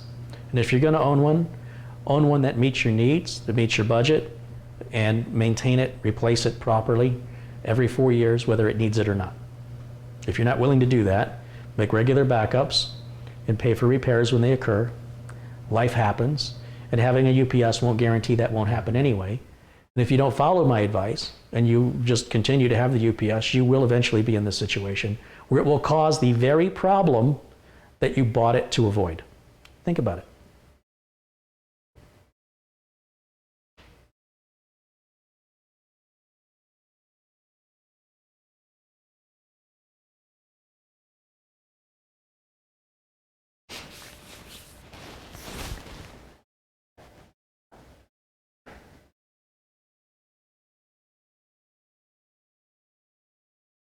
One of the things that's really important to me here on my YouTube channel is I'm providing you with the empowerment to make up your own mind. I'm not here to tell you what to think.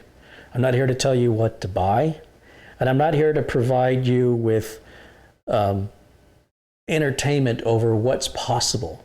I'm here to talk about what's practical. I'm here to talk about what we do in business to keep a business profitable, to keep productivity up. Not because we have a lot of time on our hands and we're curious what happens if we stack 2 CPUs on top of each other. To me, it's a complete waste of time. You might find that entertaining, but it has very little useful, practical, educational value.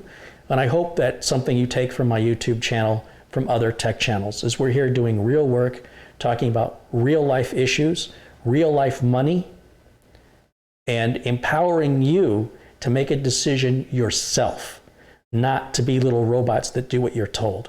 I don't want any viewers like that. I want all of you to take the information I provided you, and if it's not enough, then you do your own research on whatever it is you're not sure of by using Google. And there's all kinds of information out there on the internet that I encourage you, if you show an interest in it, read up on it. I've had people email me and say, I'm so glad you told me to do that, and now I'm an electrical engineer. I was studying about power supplies and was fascinated about them, and the deeper I got into it, the more intrigued I became, and now I develop power circuits for a living. And if you'd asked that person a few years earlier what they wanted to do for a living, it had nothing to do with that. They didn't even know they were so interested. And yet other people go, well, it's power supply, power supply is power supply, it doesn't matter. That's why I want you to decide for yourself and to delve in as deep as you want to delve in. My goal here is to sort of scratch the surface and give you an overall gist without giving you a degree in electronics, but to just give you an idea of what to expect. And then if you find that interesting to a point that you want to learn more about it, please do.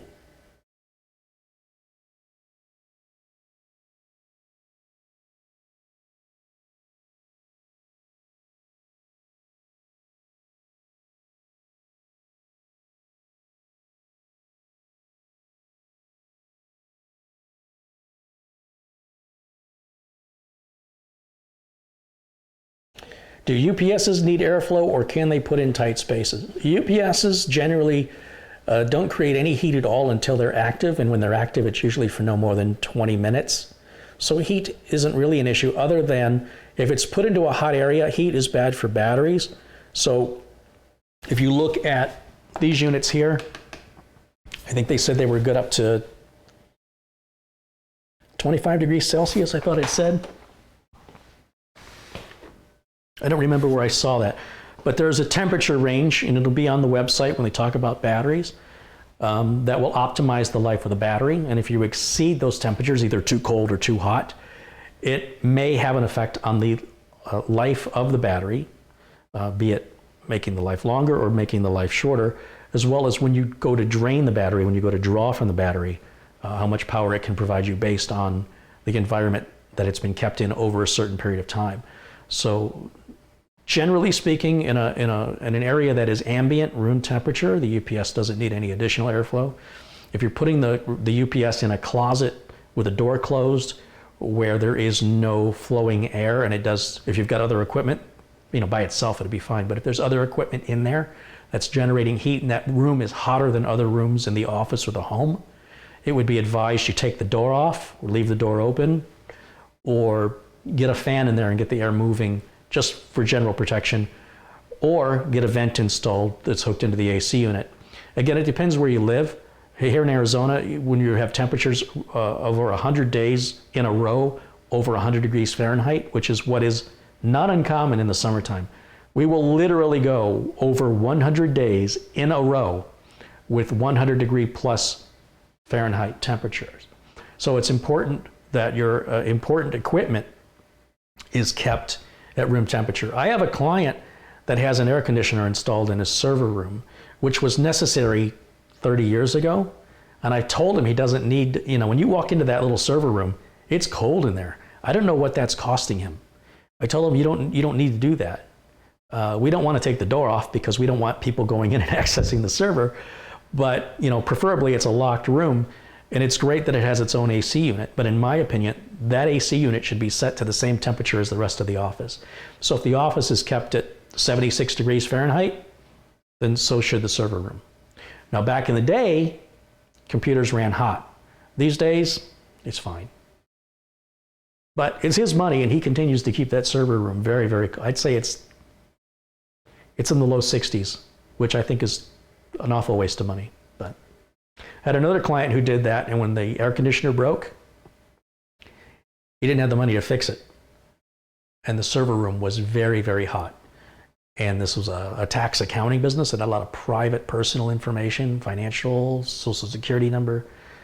And I told him, I said, you've got to get this air conditioning replaced, or we need to move the server somewhere else secure. This is killing your server. And the service calls, and they were on a retainer, and I was getting upset. The way a retainer works for me is they have a one size fits all. This is what I'm going to charge you every month based on your needs. And we'll analyze it every year to determine if it's too much or too little. Well, during this period of time, they were calling me 3 times a week. And I am absolutely convinced it was because that AC unit went out. And that went on for 4 months. And it was an old server. The server was over 6 years old. And the minute I took him on as a retainer, I advised him to change that unit out. He didn't have the money for it. He had 3 servers. 3 servers with 15 employees. I estimate that those servers cost him somewhere around $6,000 a piece 6 years earlier, or 8 years, I don't remember. They were really old. And so what I ended up doing is I shut down 2 of the servers and had him get a NAS, and we moved all the data onto the NAS, but he had, I think, 1 application that needed a server, a QuickBooks or a Quicken. Something needed the server. So we kept the server for that application only. It was a tough migration, and kept all the drive letter mappings the same. So as far as the end users were concerned, we didn't have to re-educate anybody. And then we used the 2 servers as donor parts as the other server aged, and with the heat and the air conditioning kept dying, and I just kept it on life support. And eventually we got fed up with each other. They were fed up with the number of times they had to call me out, and I was fed up with the number of times they had to call me out because they wouldn't listen. And they hired another company, and 2 weeks later, a guy called me and told me his server died, he had to replace it. And I explained to him, I said, the whole point of what I'm trying to do for you was to get you to shop around. I gave him 2 quotes over 2 years, which were very time consuming to put together, to replace those servers. And I wasn't going to build them. I had to do the research to get him like a Dell server or something like that, that meets his needs. And so he could shop around. Well, guess what? When his server went out and he called this other party that he went to take care of the job that he was paying me to do, I predict he paid that company more in one day than he paid me for the whole year, because he couldn't shop around and he had to pay for emergency service. He lost the productivity of 15 employees during a weekday. The company would not come out after hours like I prefer to do. They charged him whatever they felt like charging him, and he didn't have a choice but to pay it. They also charged him for the data migration, which he had no choice on. I estimate that had to cost him somewhere around $8,000 to $15,000. And if he would have just listened to me and done what I suggested and advised, he could have paid $6,000 for the server, paid nothing for the data migration, and had no lost productivity. It could have happened on a weekend when everybody was away, and when people came back in on Monday, they wouldn't even have known the server was changed. I can't control what a business owner decides to do, but I can decide to not be involved in it anymore. And I got out of that one just in time. I think what actually happened is that I was keeping the server alive, and this other company that stepped in wasn't willing to do that. And maybe I needed to put my foot down, which I eventually did.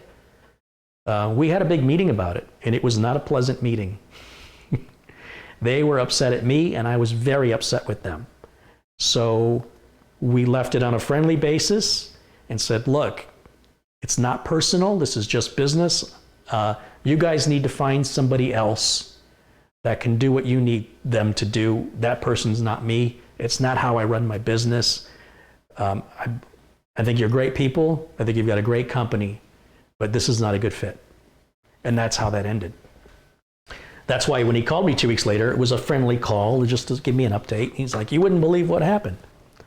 But what he told me will give you an insight into the mind of this business owner. This business owner owned his business since the 1970s. Customer loyalty is very important to him. This customer, now in his 70s, right? I don't want to confuse the 1970s with the guy now being in his 70s, said to me, you know what I should have done? I should have changed that server out the day before it died. And I laughed and I said, that's like saying I should have bought car insurance the day before I got into that car accident. It is the absolute dumbest thing I've ever heard in my life. This is a smart businessman. This is a man who sustained a business and customer loyalty for 35 years. And in 35 years, this is how he thinks. The world takes all kinds. It was very shocking to hear that from him. And I hope he was kidding. I hope that was his idea of a joke. There's a part of me, and he didn't really answer me, but I did say, I did tell him. I said, I hope you're kidding.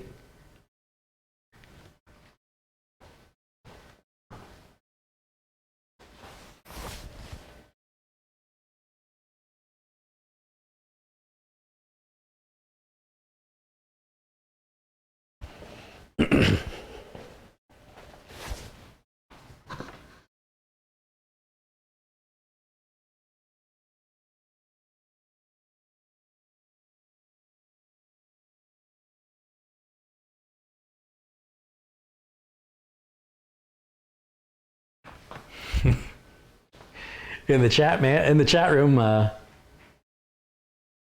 oops, I lost my screen. I get my screen back.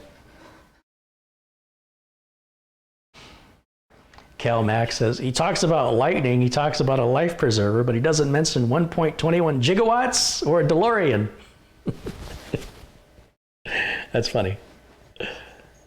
It's a jacket. It's not a life preserver. Come on.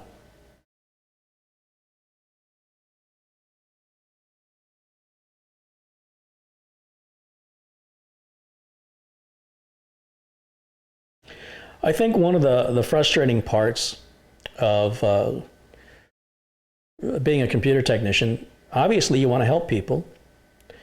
Where I differ from others is it seems most business owners want to make as much money as possible. I want to help as many people as possible. And my theory is the more people I help, the more money I'll make. Some people that are business owners say, you have a terrible mind for business. Business should be about making as much money as possible with the least amount of effort. I've experienced this from other companies, and it's interesting being a business owner that I can see things, I think, differently than the average consumer. And I think it puts other business owners at a point of frustration when I am very blunt that I don't put it in so many words, but that they're ripping people off. But that's certainly the message I'm sending, and it's certainly the message they're receiving, and they do not like it. I'll give you two examples. One was Chase Bank wanted to charge me $5 to cash a check from a Chase Bank customer who wrote me a check for a computer repair. And I had a hunch this check might be bad, and I didn't want to deposit it into my personal account because then my bank would charge me a fee. So to avoid that, I went to a Chase Bank, of which I am not a member, to cash a check from a Chase customer. It's a Chase check. Pretty standard procedure. And this was probably 7 or 8 years ago. And I had previously done the same at Bank of America. I had a customer, I don't do this very often, but sometimes I just get a bad feeling like, I don't think this guy's got the money. I don't like checks. They're very risky. So I went to Bank of America and I cashed the check. No problem. So I took my check from Chase to a local Chase branch. Said, I want to cash this check. And I think the check was $60. They said, there's a $5 fee to cash this check. I said, well, that's ridiculous. You're taking a significant amount of the check. What would happen if the check was $2? Would I give you the check and pay you $3? Oh, no. It's got to be a minimum $10. So if I give you a check for $10, you take 50% of it? Why is that? That's our policy. Bank of America does it too. I said, no, I just got back from Bank of America. I just literally got back, deposited or cashed a check there. I don't bank with, I'm not a Bank of America customer. I belong to a credit union that doesn't screw customers like banks do. I sound like a hippie. Conspiracy. Let me get my hat, my tinfoil hat. Now you look at the money Wells Fargo and Chase make. It's absurd. It's profoundly obscene. So I said, I want to talk to a manager about this. I mean, well, so how would I avoid the $5 fee? They said, well, you become a member. So then let's open an account. We'll cash the check and let's close the account. No, you have to be a member for a minimum of 12 months. You can't just open and close an account. Well, what do I get for the $5? Do I get like an expedited line where I don't have to wait in the line? You get to pay. What am I getting today for that $5 that I wasn't getting yesterday when you weren't charging the $5? Like if I can go to the credit union and cash a check that was written on the credit union's account, what are you doing to offer me more service than the credit union or Bank of America to justify charging me $5? And she said, well, I think that's a provocative question. Why? Because it forces you to have to tell me that you're not doing anything but gouging me for money with no justifiable reason? She said goodbye and walked away. Am I difficult to deal with? I just want the truth. Why is it people simply can't be honest? Why can't somebody just honestly say, we found a way to make an extra $5 and we're taking advantage of it and we justify it because we see our competitors are doing it as well. Not everybody's doing it, but we're not the only ones and therefore it's okay. I have a problem with that, if you can't tell. So I said, that's it. No more checks from Chase Bank customers, because clearly, I wrote them a letter. I said, clearly, you don't believe in your client's financial ability, to your own clients that you have, your own members of your bank that you have, you don't trust them. So I don't trust you. So I either have to charge $5 more to every Chase Bank customer, which then I have to report on my taxes. If you have a lot and it adds up, you have to pay taxes on money you never received. Or I just don't accept checks from Chase Bank. Well, guess what? I don't take checks from anybody anymore. Well, that's not true. If a check is written where I can just deposit it into my direct account without concern, like if I'd have just put this Chase check into my credit union account, it would have gone through, it would have been fine. The problem is, what if it didn't go through? Then I would be hit with a $25, $35 fee, as would the person who wrote the check, presumably. And that's a part of the business I don't like. So, if you take a credit card, you're going to eat 3% for the service. You get your money instantly, there's no problem. But then if you have a customer that challenges the charge, that can come back to haunt you. Cash is great, but very few people pay with cash these days. I had another story. What was the other one? There was another story of, gosh darn it, there was Chase Bank and there was, man, it sucks getting old. There's too much information in my head. I had it a minute ago. I can't think of what it was.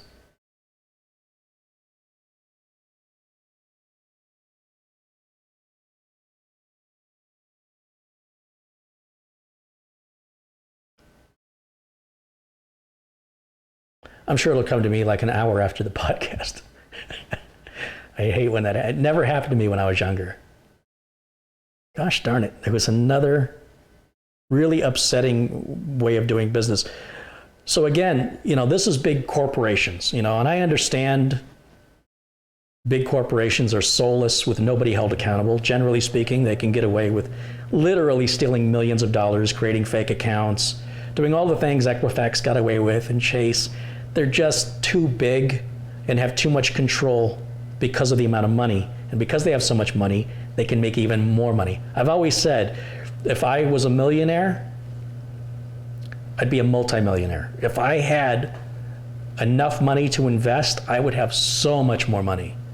But it's not my motivator. My motivator is to try and help as many people as possible, and I want to generate work that way. Some people will say, well, you should work smarter and not harder. I think making these YouTube videos is an example of that. I can take time out of my day to make a YouTube video that, while it doesn't generate much revenue, it will continue to generate revenue perpetually forever. I mean, until YouTube goes out of business or changes their policy. I do it once and I get paid over and over and over, sort of like a song or a book. You get royalties. You do it once and you get all these royalties. And that's certainly a smarter way to work, but at the same time, it's still accomplishing me trying to help as many people as possible in one fell swoop, at least with YouTube videos, right? This video is being viewed live, but it'll also be viewed recorded years from now. And I love the idea that I don't have to constantly repeat myself over and over and over again, that the video stands. And I could be dead, and this video will still continue, potentially, to educate people and still generate revenue. Not much, but more so than, let's say I do a computer repair for a guy and I don't hear from that guy for 3 years or ever. I'm not getting any perpetual revenue from that.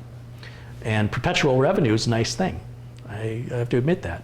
I wish it was more, but we're working on that. I would certainly love to make YouTube a full-time job. But we're working on it. We're working on it. But I don't want to be one of those guys that gouges customers, that takes advantage and exploits for every penny you can. I don't want to use scare tactics and fear. I just want to be direct and honest. And unfortunately, consumers often have a hard time telling the difference between who's being direct and honest and who's trying to scare them into spending more money.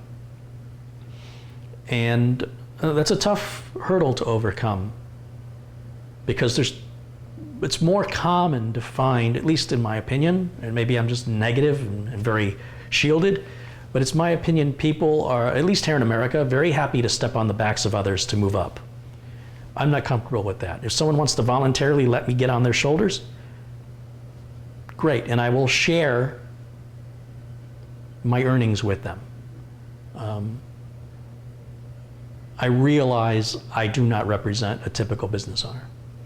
I'm okay with that. I'm actually kind of proud of it.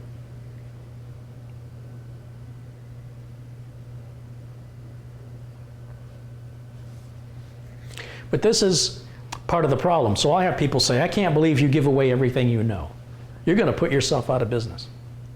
My business doesn't service computers outside of the Phoenix area. So if you take the Phoenix area off the globe, all those people that I would never service anyway are all getting free educations.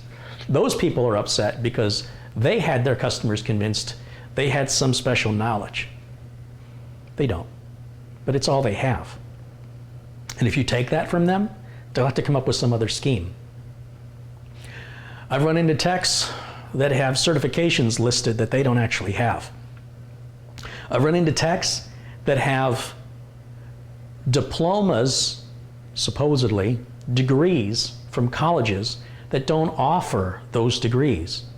But very few people, employers included, take the time to actually research those degrees to determine whether or not the claim is accurate.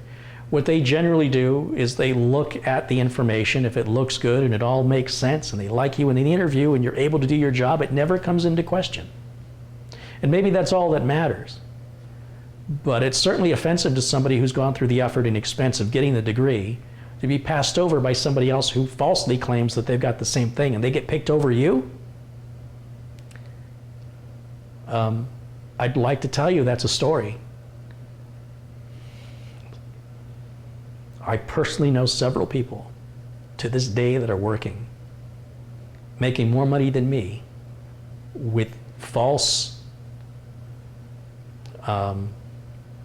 what's the word? Not false experience, but they basically lied on their employment application and the employer never checked it to that depth. So.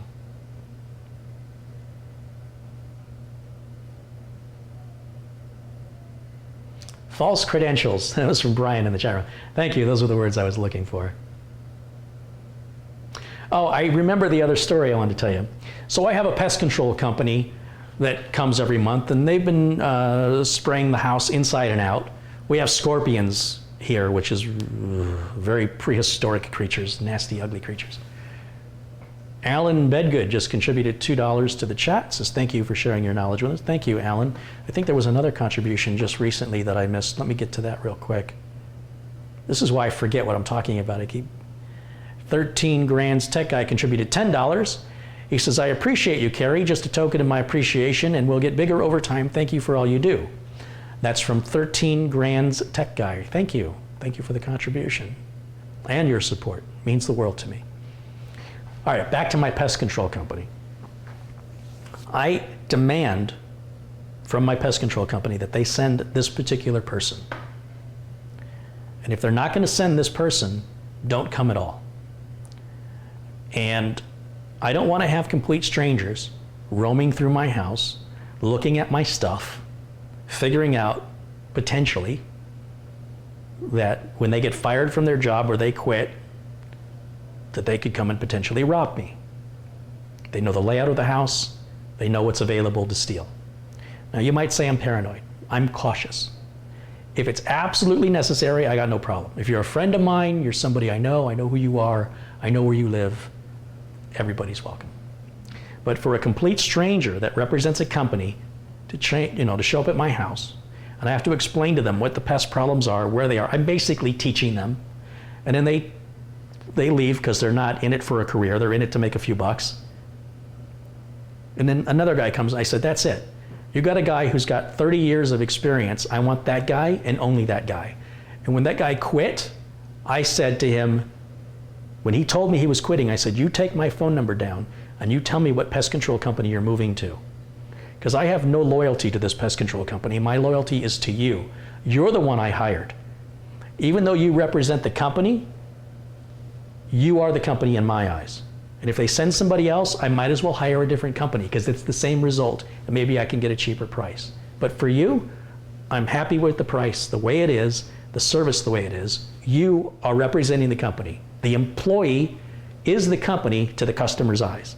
You understand? When you're shopping at Walmart and that cashier is rude to you, that's Walmart being rude to you. So companies have a hard time getting this to their head. They think employees are expendable. They can come and go. These companies are the ones that are unable to meet their sales goals. Because until they realize it's the employees that are interfacing with their customers, and the customers are seeing the employees as the business, you got to get rid of the employees that are causing the customer problems, and you got to keep the employees that the customers rant and rave about how wonderful they are.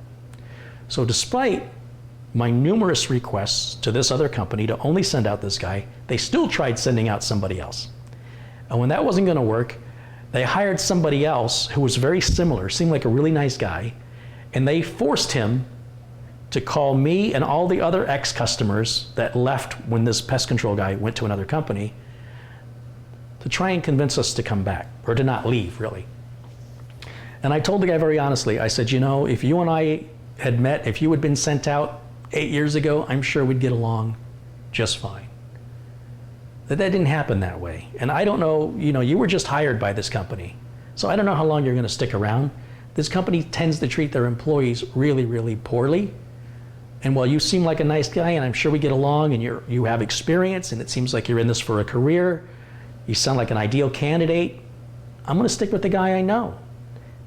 If something happens to him, you know, I'm sure you and I would get along great. It's not about you. It's nothing personal. Your company screwed me over, and here's what the company did. This is why I was so upset. I have monthly pest control. It's very important that it happens every month. I have never felt the sting of a scorpion, and I never want to. But I have found scorpions on the floor. I have found scorpions outside on the cement, and I step on them and crush them like cockroaches. They are nasty creatures, very prehistoric. They're blind.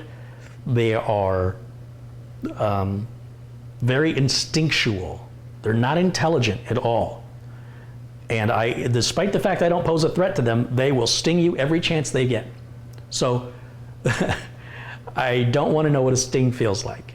And luckily, since we've had the pest control, in the rare occasion that I do find a scorpion in the house, they're usually dying.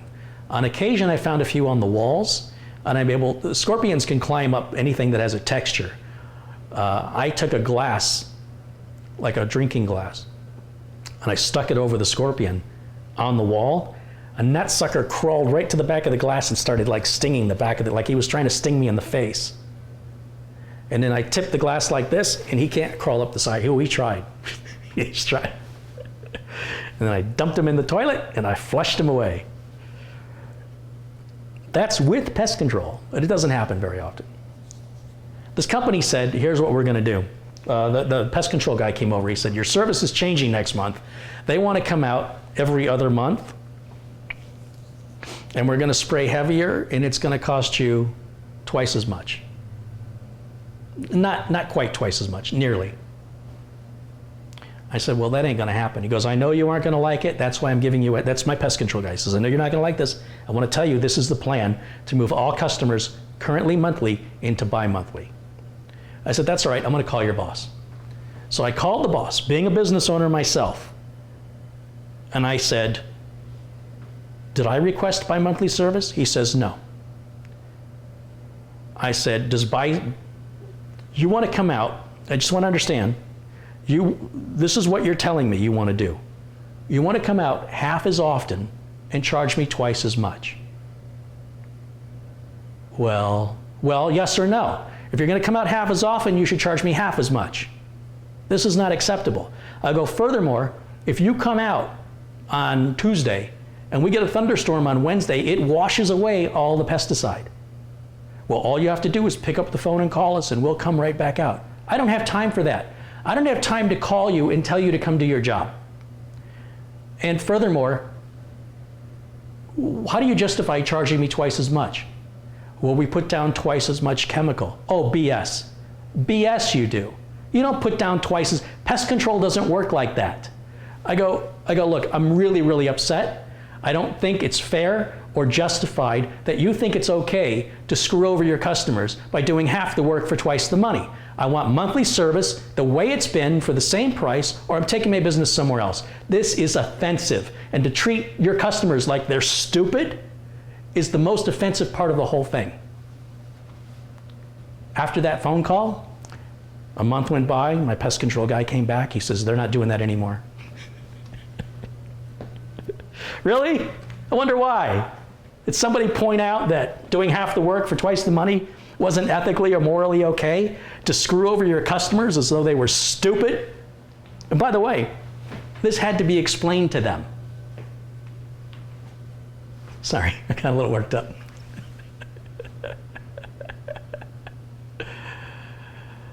I was so offended. What did I do? We have a deal. We have a deal. You come out, you spray my house, you do it at this frequency for this amount of money. If I don't change that deal, you don't change that deal. The minute you change the deal, I'm going somewhere else. Ben says, breathe, Kerry. Hold on. Namaste. Easy.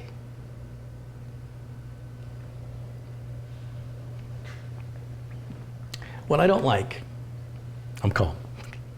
I don't like being taken advantage of. I don't like being treated like an idiot. I get really offended. I got a very short fuse when I feel like somebody treats me like an idiot. And I get angry when somebody conflates my kindness with weakness. Kindness and weakness are not related. I am the kindest guy in the world, but if you try and work me over, you're going to find I'm not very weak at all. And I'm not going to sit there and tell you I'm the strongest person on the planet, but I will not lay there and take it. There will be a fight. I will not go down without a fight. And I mean a major, major fight. That's just the way I am. I'm not saying it's right. I'm not saying you should be the same way. I've dealt with enough bullies in my life that I'm very sensitive to it. It's called short man syndrome, when you get teased and made fun of your whole life because people don't think you can do things, and you prove them wrong constantly, and they don't learn from that. It just ingrains into the personality of the person that has to deal with society, which is, I'm a victim of that. I wasn't born this way. It's what I've become because I've had to survive. And it's disappointing to me that there are people in charge of corporations that have no idea how to run a corporation. And as a result, for the most part, things run really, really, really well.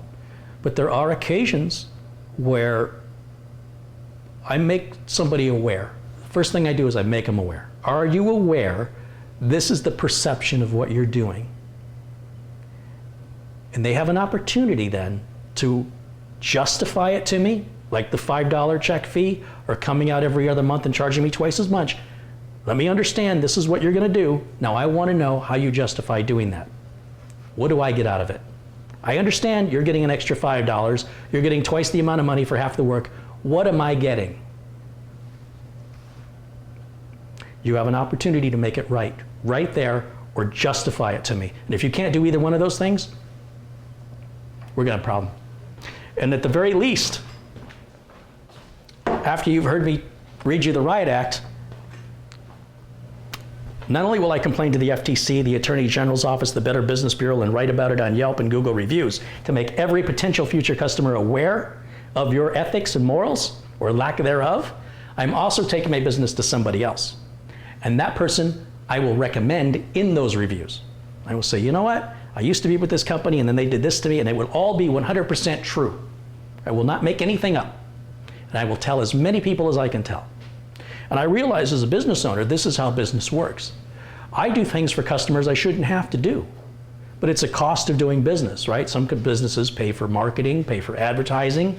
I don't have a budget for it. So the only thing I can do is keep my customers happy in the hopes that they'll refer me to other people or speak positively of me. If you upset a customer, they will tell everybody they know. They'll tell people they don't know. When somebody feels wronged, they want the world to know. Beware. Beware of this business. When you do right by people, they'll tell a few of their friends. And that's how I get my business. It's all through referrals. This idea that, I don't like to let customers go. They're very hard to acquire. It's painful. It's difficult for me to, I tolerated that accountant client far too long. And when I didn't want to get rid of them, I really didn't want to. They really needed the help. But I was so stressed out. They were causing me so much stress. And when we finally, when we reached a breaking point, when I couldn't take it anymore, it felt like 100 pounds of weight had been pulled off my shoulders that I didn't really consciously realize was there. I think I stood a little taller. I smiled a little more. I was under a lot less stress.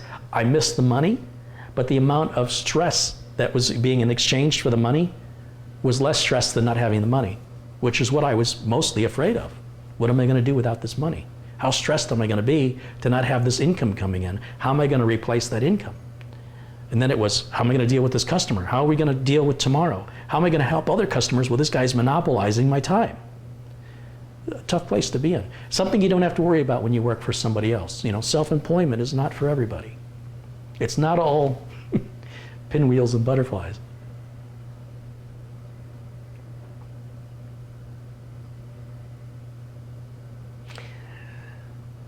Steven in the chat room says, someone gave me attitude and I wanted to jump over the counter and slap the crap out of him. You know what, I'm not a violent, I will never threaten anybody with physical, never. What I will threaten you with is far more harmful. I will threaten you with a perpetual review that will never ever go away. I will take my business somewhere else and I will discourage people from giving them your business or giving them their business to you for infinity. I think you slap somebody, not only to get in trouble legally, it's going to heal and they'll forget about it. I want something they're never going to forget. I want it to always be there. The only way they're going to avoid it is to stop looking at their reviews. The internet is the great equalizer. That's a good thing and a bad thing. But I think it's very important to be honest in the reviews. And when a company excels, I absolutely make sure that I write a review to let other people know. This is a great place and you should decide for yourself. Check it out. So it's not just one way. It's not that I only complain. It's also, when business is just right down the line, when you make a transaction, they don't do anything special for you, there's no review to write. It was just what was expected. When it's not expected, either it's really, really good or really, really bad, that's deserving a review. And what's great is you can write one review for Google or Yelp, copy and paste it to the other one. So it's in both places. It doesn't take any extra effort, and that way you're effectively hitting more potential viewers with your review.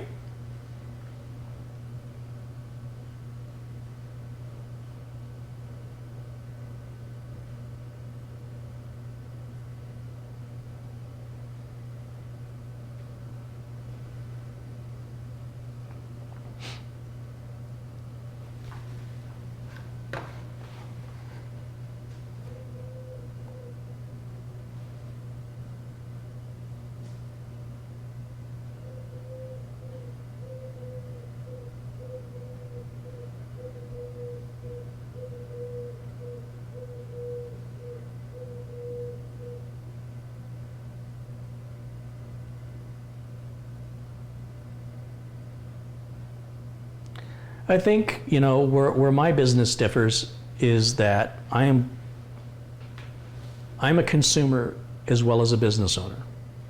And as such, when I see a home-based business versus a corporation to do a job, I tend to lean more towards the home-based business than the corporation. I feel as though I'm going to get, statistically, better service, better care from a home-based business. I also like the idea that if I'm giving business regularly, that I'm recognized. If I go to a restaurant and I get a different server, it's frustrating. It's nice when you go to a restaurant, you get good service, good food, and you give a very generous tip to the server. The next time you come back, because you enjoyed the food and you enjoyed the service, ideally you'll get the same server, who will ideally remember the generous tip and want to make sure you do that again. And what's nice is when you get friendly with each other. Hey, Carrie, usual table? Do you want to order the usual thing? I love that. I love that. And in Phoenix, in a big town where employees come and go and there's countless faces of customers in and out, it's pretty special. It's not like when you live in a small town and everybody knows everybody. It's pretty rare here, and that makes it special for me. Admittedly, I've been guilty of not remembering my own customers. Customers will say, you worked on my computer 2 years ago, do you remember me? No. And then they'll continue, like, well, I had the HP with this problem. I'm like, I'm sorry, I see like 14 problems a day. Well, maybe not 14. I see several problems a day. Over the course of 2 years, it's well over 2,000 over 1,000 problems that I've had to resolve for different people. I said, don't be offended I didn't remember you. I usually remember the people who upset me. So it's a good thing if I don't remember.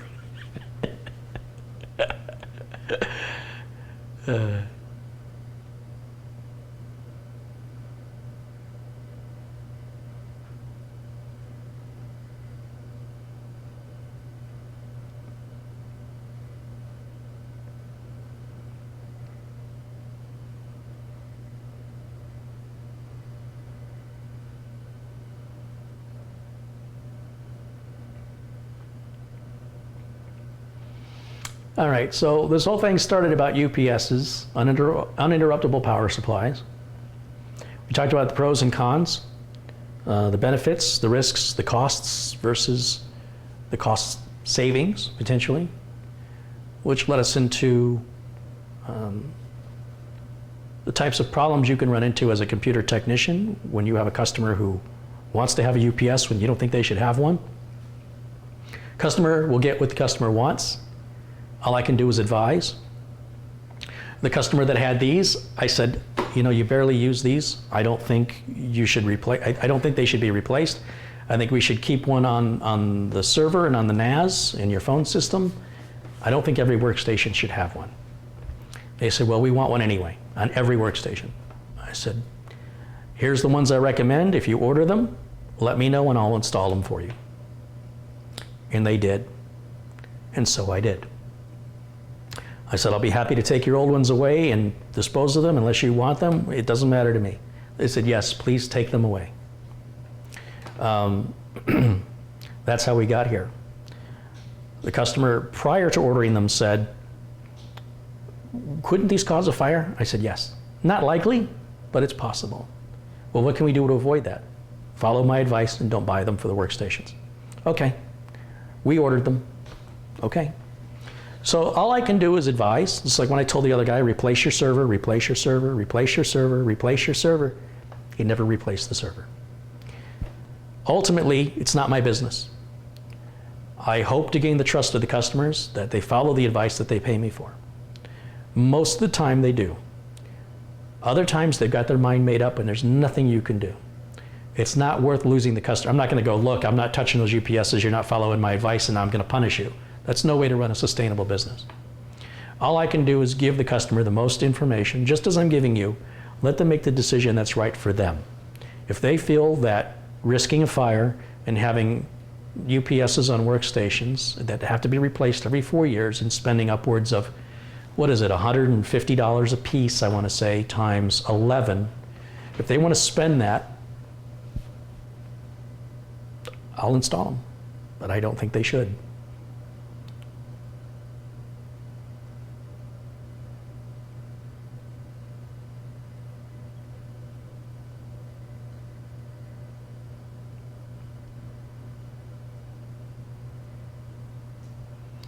So what this customer bought is the same CyberPower Tower UPS, whatever the current version is.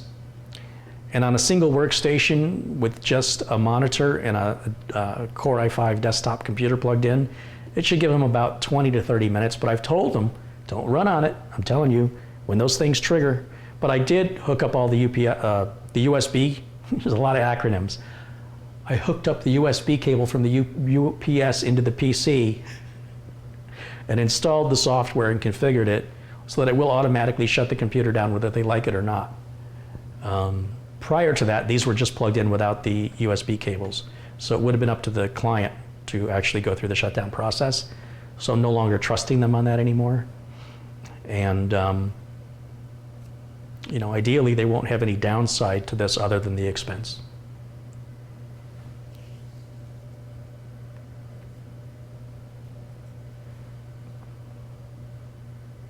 You don't buy a UPS based on how big your power supply is. You buy a UPS based on how much power you're drawing from the wall. It's like saying, how much gas should I put into a 700 horsepower car? I don't know, are you racing it? Or are you just driving it on regular roads? Just because you have 700 horsepower available doesn't mean you're using 700 horsepower. For the most part, any size UPS you buy will be adequate for a regular workstation and a monitor. You know, whatever the smallest UPSs you could buy, I'm sure would be adequate to give you enough time to save your work and shut it down. Ideally, giving yourself some headroom means the batteries won't be taxed as hard, and it'll buy you more time. So if you spend a little bit on your UPS, you'll have to replace it a little sooner, because as it ages and as the time available of the charge goes down, you won't have much to lose before it'll be useless to you. On the other hand, if you buy one that's way too big, you won't see any benefit to that. So in general, a standard UPS like these tower UPSs, if you're looking at spending around, I'd say $120 to $160, that'll be a good UPS for a standard workstation and a couple of monitors. Just whatever you do, don't plug your printers into the battery side. Plug your printers into the surge side. Or you can plug your printer into it, just don't use the printer. If you're on battery power and you're like, I gotta print this before my battery dies, especially if it's a laser printer or if it's a big document, you might as well not even have the UPS. You need a generator.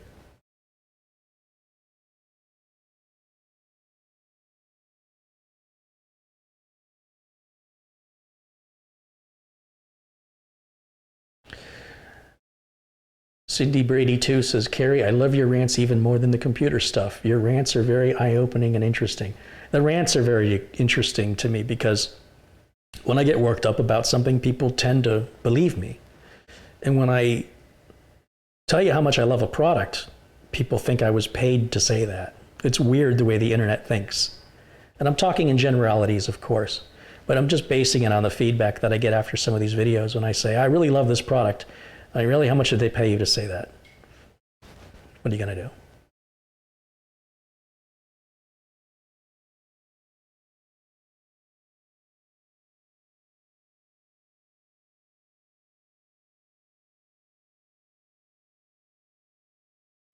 My lights dim slightly when I print something with my laser printer. Is it likely my 15 amp circuit is overloaded? Or is that normal? It's overloaded. Dimming lights when you print is not normal. It's probably not hurting anything, but it's not normal. You'd have to go to a completely different circuit in the house, which may not be an option for you, or have your circuit breaker changed by an electrician or somebody, well, preferably by an electrician, and upgrade it to a 20 amp circuit. But unfortunately, it's not necessarily that easy. The wiring in your house also have to support it. Otherwise, you could have a fire in your walls. But if you have the wiring, so in my office, when I bought this house, my office just happens to be where the breaker panel is outside the house. So the electrician was able to add another circuit breaker because there's usually blanks in your breaker box, your fuse box. And he just had to go from the fuse box or from the breaker box to the other side of the wall. So to run the cable, it was probably, I don't know, wasn't more than 10 feet. So I don't think it's a good idea necessarily to change a 15 amp circuit to a 20 amp because chances are you don't have the wiring in your walls to support it. But if you do, it's an easy solution. Otherwise, you need to move the printer to another circuit or just live with dimming lights and be aware that you're pushing the limits of that particular circuit in the house.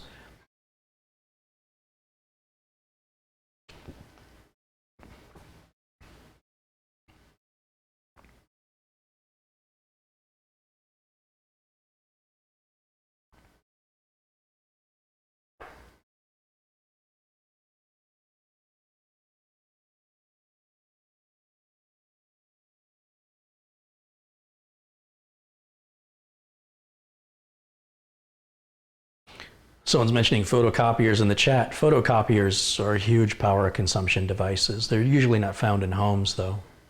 And usually businesses are wired with 20 amp circuits. Standard homes here in America are usually 15 amps standard. Like I said, in my office, I had a custom 20 amp circuit installed just for me.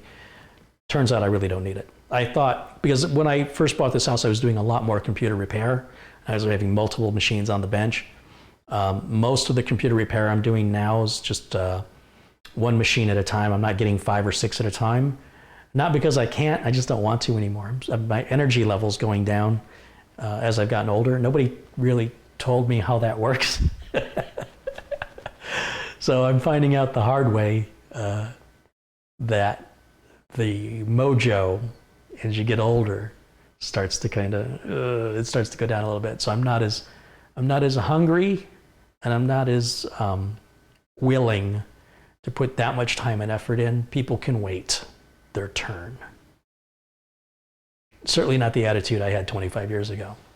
I can't even imagine what's going to happen in 15 more years. Bah!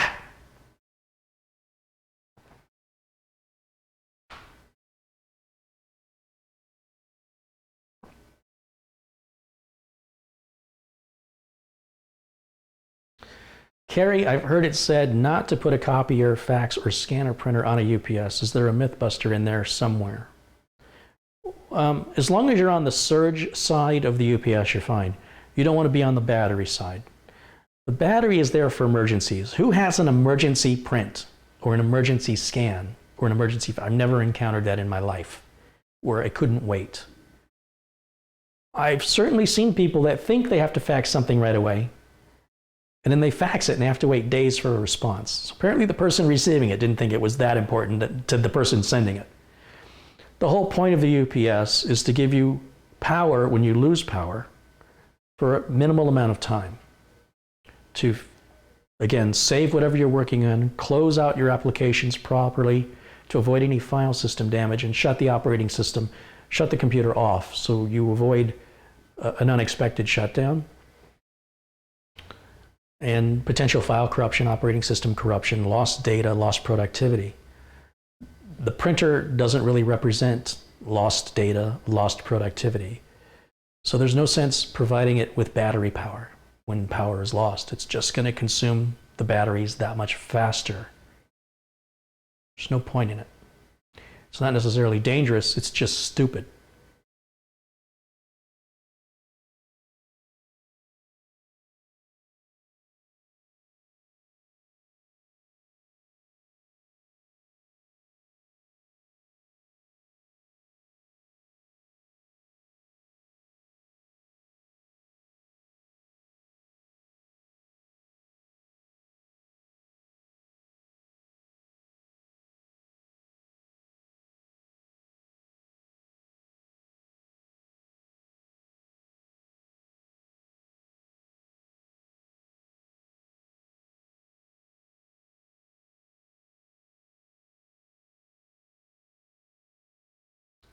Some people are saying in the chat that you shouldn't plug a laser printer into a power strip. I disagree with that.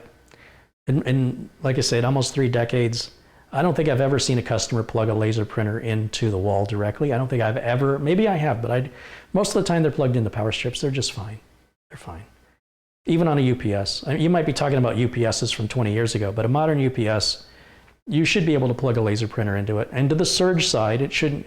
If you have a UPS that can't handle that, you've got a bad UPS, in my opinion.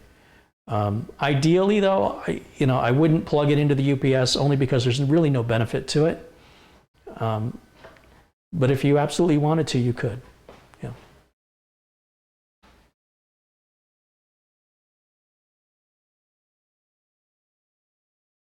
Lost Level Games says, Carrie, you made this video just in time. We got hit by a tornado yesterday in New York. I was eyeing one of those UPS systems all day. Sharon Idle says, I have surge protectors for brownouts. I used to have a UPS, but have been okay for years. So a brownout is when you lose power temporarily, it just kind of goes, and the lights go out, and then boom, they come right back on again. It's called a brownout because it doesn't go black. The light's dim enough that everything starts to become black, and just as it becomes black, boom, power comes back on. Those can be more harmful than power outages. In fact, most power outages don't actually cause the damage. It's when they turn the power back on. At least here in Arizona, I can't speak for other places, but there's oftentimes, and even the news will ask people in Phoenix to turn off your air conditioner because when the power company restores power, and let's say it's a hot summer day and everybody's got their air conditioners that were on when they lost power and they didn't shut them back off, that means the minute they turn power back on, there's this huge drain of power from all the AC units, which are huge power consumption devices, hitting the generator at the power company, which causes a huge strain on it and can cause it to collapse in on itself, for lack of a better explanation. So they're advising people, for the protection of your AC unit, turn it off when there's a power surge, when the power goes out. When the power comes back on, make sure it's been on for at least a couple minutes, because if other people haven't turned their ACs off, then again, when it collapses in on itself, power goes back out again.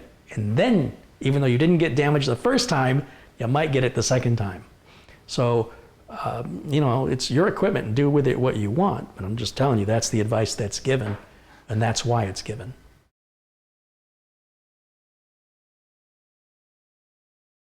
I should bring Mike Smith on to talk about his generator. I know on the Mike Tech Show he's talked about it. He loves that generator.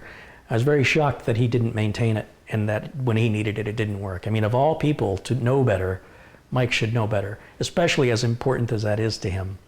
I bet he won't let it happen again. I will bet you that will not happen a second time.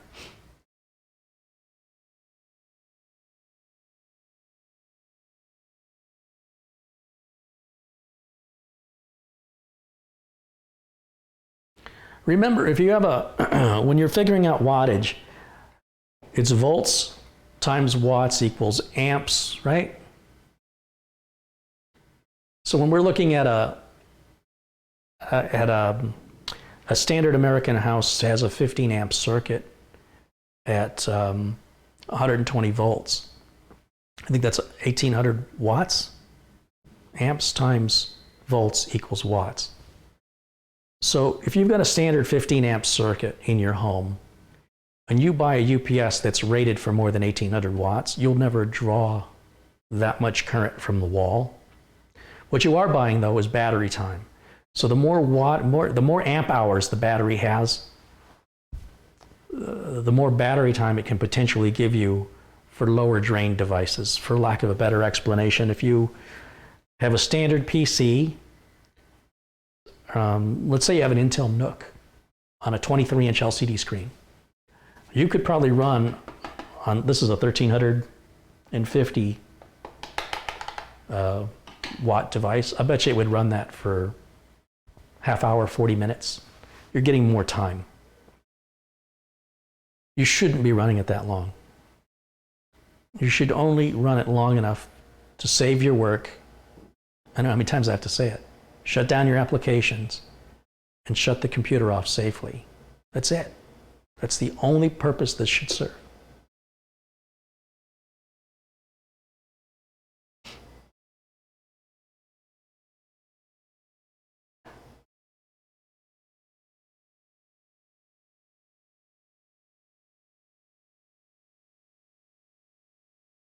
What is the minimum joules protection needed for a computer?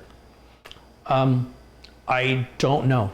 I think it varies depending on the sensitivity of the computer, the age of the computer. I think older computers require more, but again, this is not an area of my expertise. I did know this at one point in my career. I haven't heard the word joules in a very long time, and I forget exactly how it pertains to power delivery, just being honest with you. I'm sure a Google search could provide you with more accurate information than I can give you. I did know this at one point. I just don't know it anymore. I'm sorry.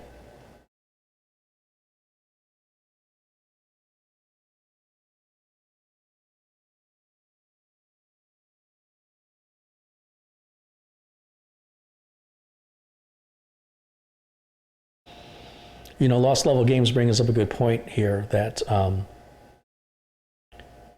apparently they have power out right now. He says they should have power on by 7:30 is what they've told him, and I'm patiently waiting. It's bad for me because I use a CPAP machine to sleep, and it's been torture.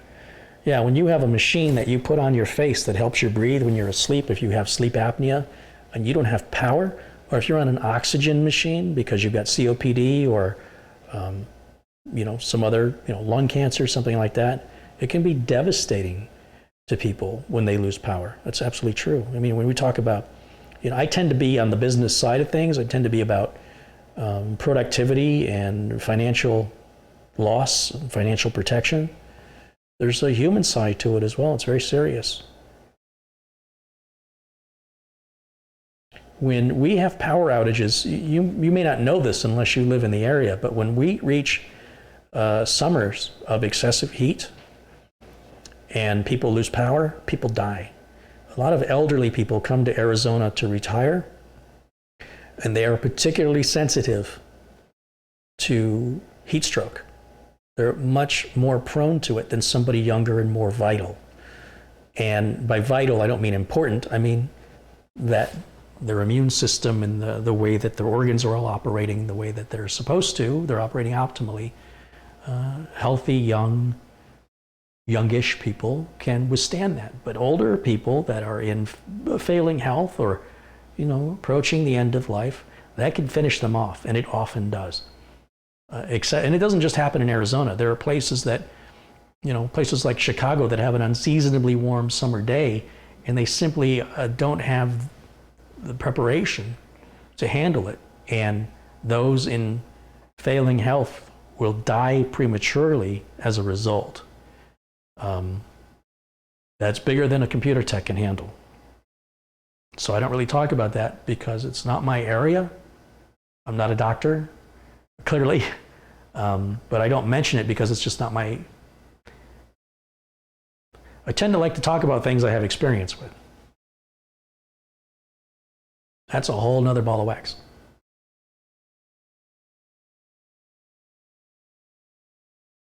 Can you use a solar generator to power a CPAP machine? Anything's possible.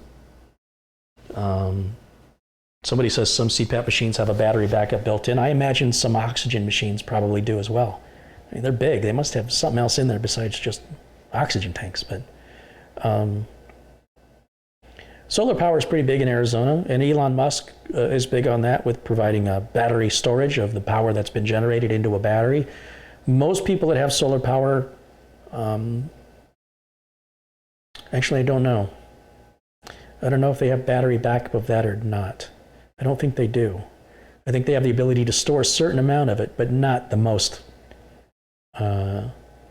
It's certainly possible for a certain period of time. It would depend how big the battery is and how much power the CPAP machine makes, but yes, with the right equipment, you could power it solar. I don't know what you do on a cloudy day or at night, but if you have a good fully charged battery.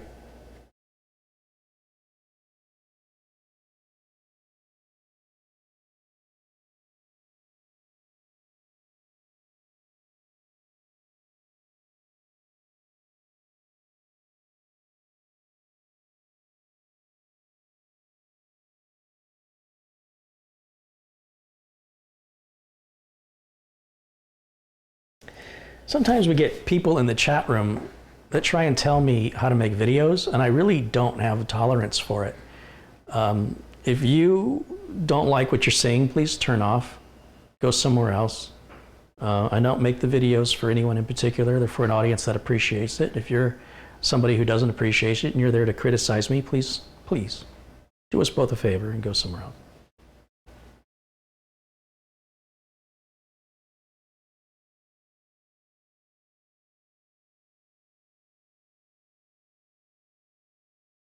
Remember, you don't buy a UPS based on what size PSU you have.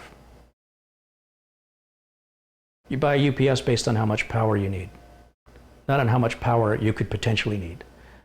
In other words, because you have a 700 horsepower car, doesn't mean you always drive at 700 horsepower. I've seen people with 1,000-watt CPUs and systems that don't pull more than 300 watts or 400 watts maximum. So just because they have a 1,000-watt CPU, it would make no difference if they had a 500-watt PSU. Just because they have a 1,000-watt power supply, there's no difference in the amount of power they're drawing from the wall than if they had a 900-watt, 800-watt, 700-watt, 600-watt, 500-watt power supply. It makes no difference what size power supply you have. It matters how much power you're drawing. But in general, for most home computers, workstations, powering a single tower with 1 or 2 monitors, a unit like these, that are, I'd say a minimum of 600 watts would be the absolute minimum for me personally, but what you decide is up to you.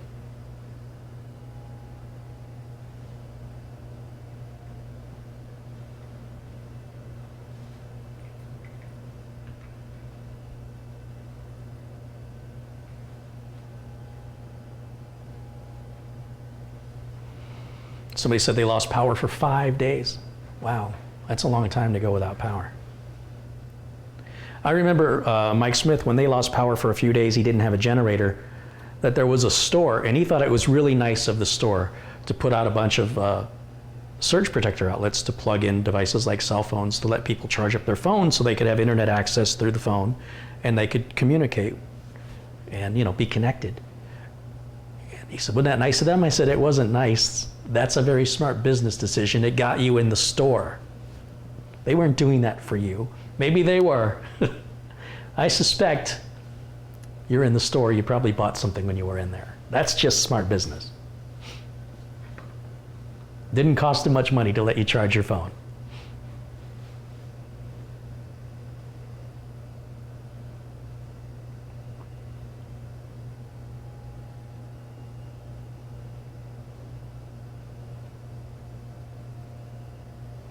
Somebody's asking me about CPAP machines. I have never used a CPAP machine. I don't know anything about them other than I know people who use them and why they're used. Beyond that, I have no other information. Again, I'm not a doctor. I'm not a health professional. I don't claim to be. And today we're here to talk about power, surge protection, protection of your computer, your operating system, avoiding corruption of data files, avoiding lost productivity from employees, and reasonable steps that you decide to take to accommodate what your specific needs and budget are.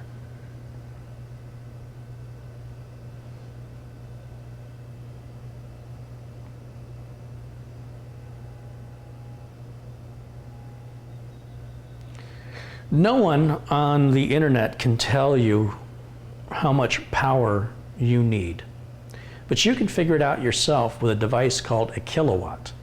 So a kilowatt is a little device that plugs into the wall, and then you plug your surge protector or whatever into that kilowatt device, and then plug your computer and monitor into that surge. And the kilowatt device has an LCD screen showing how many watts you're drawing at any given moment. And it'll record the highest draw, because as you use the computer, depending on what you're doing with it, you'll draw more power at some times than other times. Now that maximum number that it displays, depending on how long you want to monitor it, for an hour, a day, a week, a month, it'll store what the highest peak was. And you'll actually see for a fact, indisputable and unarguable, how much power you're using. The device costs like 20 bucks. You can get it on Amazon. And it's very effective, and you can loan it out to friends. You can, I wonder how much power my refrigerator's drawing. I wonder how much power my television's drawing. You can answer those questions. Nobody can answer those questions, because how much you are paying per kilowatt hour is going to vary depending on where you live, and the model of television you have, what visual settings you have it on with higher contrast or higher brightness, how often it's being used. These are all so many variables, whether or not it's a smart TV. The variables go on and on and on and on and on. The world is not a simple place where we all wear the same clothes and eat the same food. What size you wear isn't really specific to you and others like you that don't necessarily live anywhere near you and don't know who you are. So if you really want to know this information, a very minimal expense of about 20 bucks will get you this little kilowatt device. You can plug it in and you can know for a fact exactly how much power you're drawing. What you really want is just enough time to save your applications and save your program, or data rather, that you're working on. Like if I'm editing a video, I don't want to lose all those edits. So I want to save that, gracefully exit, and properly shut down the video editing program, and then power the computer down. It doesn't take a lot. You don't need a lot. But if you're curious, if you really want to know the exact number of how many watts you're drawing at any given time or at maximum, the only way you're going to know that is not going to be by asking questions on the internet. You have to physically get the unit, plug it in. Because as long as you ask people on the internet, you will never know the truth. You can get educated guesses, and you can get people who are pretending to just mess with you because you're so gullible, that's your choice. I'm not saying you're gullible. I'm saying if you think that someone on the internet can provide you with those answers, then you're gullible. Just make sure you didn't misinterpret what I said. Meter man, and I'm assuming this is true, divide UPS volt amps rating by 1.414 for maximum watts output. So a 1,000 volt amp UPS can deliver a maximum of about 1,000 divided by 1.414, which equals 700 watts. The question is, how long will 700 watts take for you to consume? Yes, you need to have enough power in the batteries to keep things on. The question is, how long are they going to stay on? Remember, I just demoed this unit, and I showed you it was able to power the Threadripper for about 40 seconds. Now, if the batteries were replaced, it should be able to power that Threadripper for about 20 minutes. Unless I'm running high-end video rendering or Prime 95 and just sucking the power out of the wall, then I have no idea until I try it.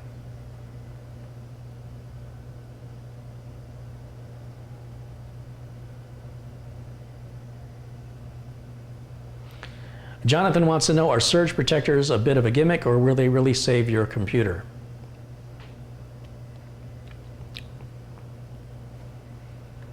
It seems there is an attitude that I'm finding that is sort of new to me, where people are asking questions for guarantees. There's no guarantees. A surge protector may be a complete waste of money for you, or it could save your bacon. It depends on what kind of surge, how it hits, and what was happening at the time. So if you meet certain circumstances, it will help you, and if you meet certain circumstances, it will not help you. But what it won't do is hurt you. And I think that's where your focus needs to be. Will plugging your items into a surge protector, apart from the cost of the surge protector, cause you any harm? And the answer to that is no, it will not. What will cause you harm is if you have a battery backup and you allow the batteries to start to fail and you don't replace them, and then they can cause a power outage just to things that are plugged into it. In other words, no problem with the power here, but this unit shut down the Threadripper because the batteries, when I unplugged it from the wall, the batteries were not maintained. So it appeared to be working fine until I tested it. Then when I tested it, it gave me about 40 seconds, which was not enough time for me to shut the unit down properly, which you witnessed here. If the batteries are properly maintained and replaced, or the unit is replaced every 4 years, if certain circumstances exist, it can potentially save you not only lost data and productivity, but an expensive hardware repair. But it's not guaranteed. And of course, you can make this investment and have no power outages or brownouts and still have to replace it in 4 years, even though you've never used it. It's insurance. It's like you're asking me, if I buy insurance, will it help me? I don't know. It depends what you need help with and whether or not your insurance will cover it under that circumstance. In some cases, it'll be the best decision you ever made, and in other circumstances, it won't help you whatsoever. But apart from the expense of your wallet, it won't hurt you to have it. Remember, we're not just talking about shutting the computer off. We're talking about saving whatever you're working in and closing all open windows. So I don't care how fast your computer shuts down. That's irrelevant. It's a question of you being able to close every application. So if you're in an office and you've got 15 applications and 14 browser windows open or 14 tabs open, you need to close everything down. That's not on the computer, that's on you and how fast you can do it. And ideally, you have enough battery power where you're not panicked, that you can calmly shut things down one at a time, and once everything is closed, then shut the computer down properly. That's what we're talking about here. This is not a competition or a race. It never has been.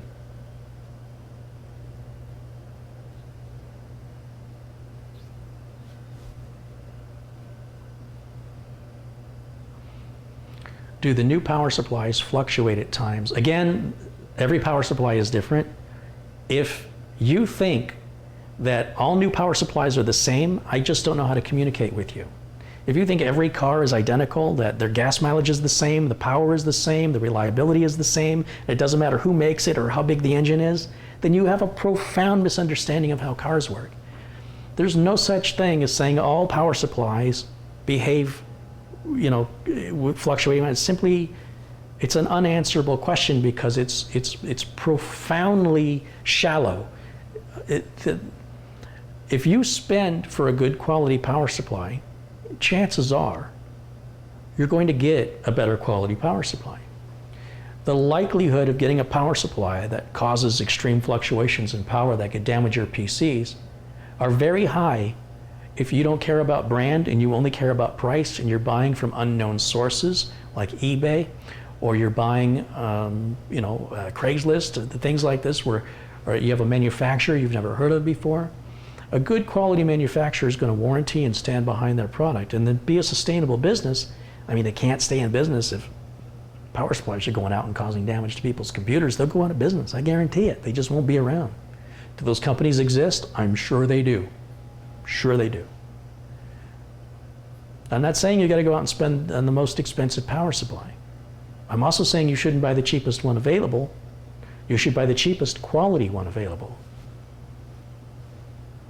that meets your needs. Be reasonable.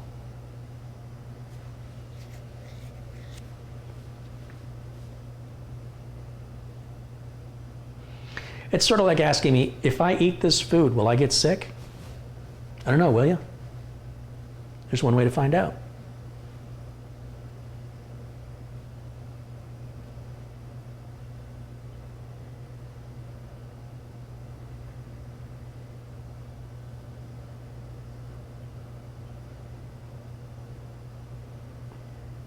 Merle says, my Crucial MX500 SSD has integrated power loss immunity, which supposedly saves data in unexpected power losses, which, he continues, sounds like marketing waffle to me. Well, again, you do what you want to do. I never recommend that you put your safety in the hands of what's freely available, like you count on. Like, I run into customers and they use the free internet, let me get the words out. I've run into customers that use the free McAfee antivirus that's offered by their ISP. And I say, you shouldn't use that. And they say, well, I know you don't recommend free, but this isn't free. I go, how much do you pay for it? Well, it's part of the service I pay for with the internet. No, it isn't. It's free. Your internet service provider isn't paying anything for it. They made a marketing deal with McAfee to provide the software to you at no charge, but they're not paying for it. It's free. Yeah, but other people who don't have this internet service can't get this for free. So it's not free. Look, I'm not going to argue with people. I don't honestly care. If that's the way you choose to protect yourself, I just don't want to hear it. I don't want you whining to me about what a victim you are when it doesn't protect you. Granted, there's no antivirus that can protect you 100%, but these free antiviruses are worth exactly what you pay for them. And if that's what you choose to use, then you don't take PC security seriously, and I'm just not going to answer your question seriously, because honestly, what's the point? It's like having a discussion with somebody on a topic they honestly don't care about. It's a waste of my time. So you do what you want to do, but I wouldn't do it. If you honestly care about your PC security, you won't entrust it to a free security suite, regardless of the source. But I don't have to suffer the consequences of your decisions, so I don't care what you decide. I think it's ridiculous. I think it's hypocritical to sit there and tell me how important PC security is to you and then use a free antivirus. Now, if you say PC security doesn't matter to me and I use a free antivirus, or I don't use one at all, I totally get that. That makes total sense. It's not right. It's not protecting you, but if you honestly don't care, then you don't care. But to tell me you do care and then tell me you use the free one, you don't care. You're fooling yourself. I'm not buying it. I got other things to do. There's people, it's interesting to me because the people who are most likely to argue with me are the people getting something for free. The people who pay for it say thank you and they listen to what I say and they pay me. It's an interesting thing, the perceived value. It's almost like if you charge somebody for something, like these videos. If I charge for these videos, I will probably have 0 trolls. Nobody's going to pay to insult me. And if they do, I can refund their money and they have nothing to complain about. But so long as I provide the information for free, these people with nothing else better to do apparently come out of the woodwork and want to tell me their opinion. But if your opinion's so important to you, fire up your camera, create a YouTube channel, and start making videos. Nobody's stopping you. But to come out here and argue with me is silly. It's just a waste of time. And I'm amused by it. I'm frustrated, but also amused. Because if someone cares that passionately, then they'd have their own YouTube channel.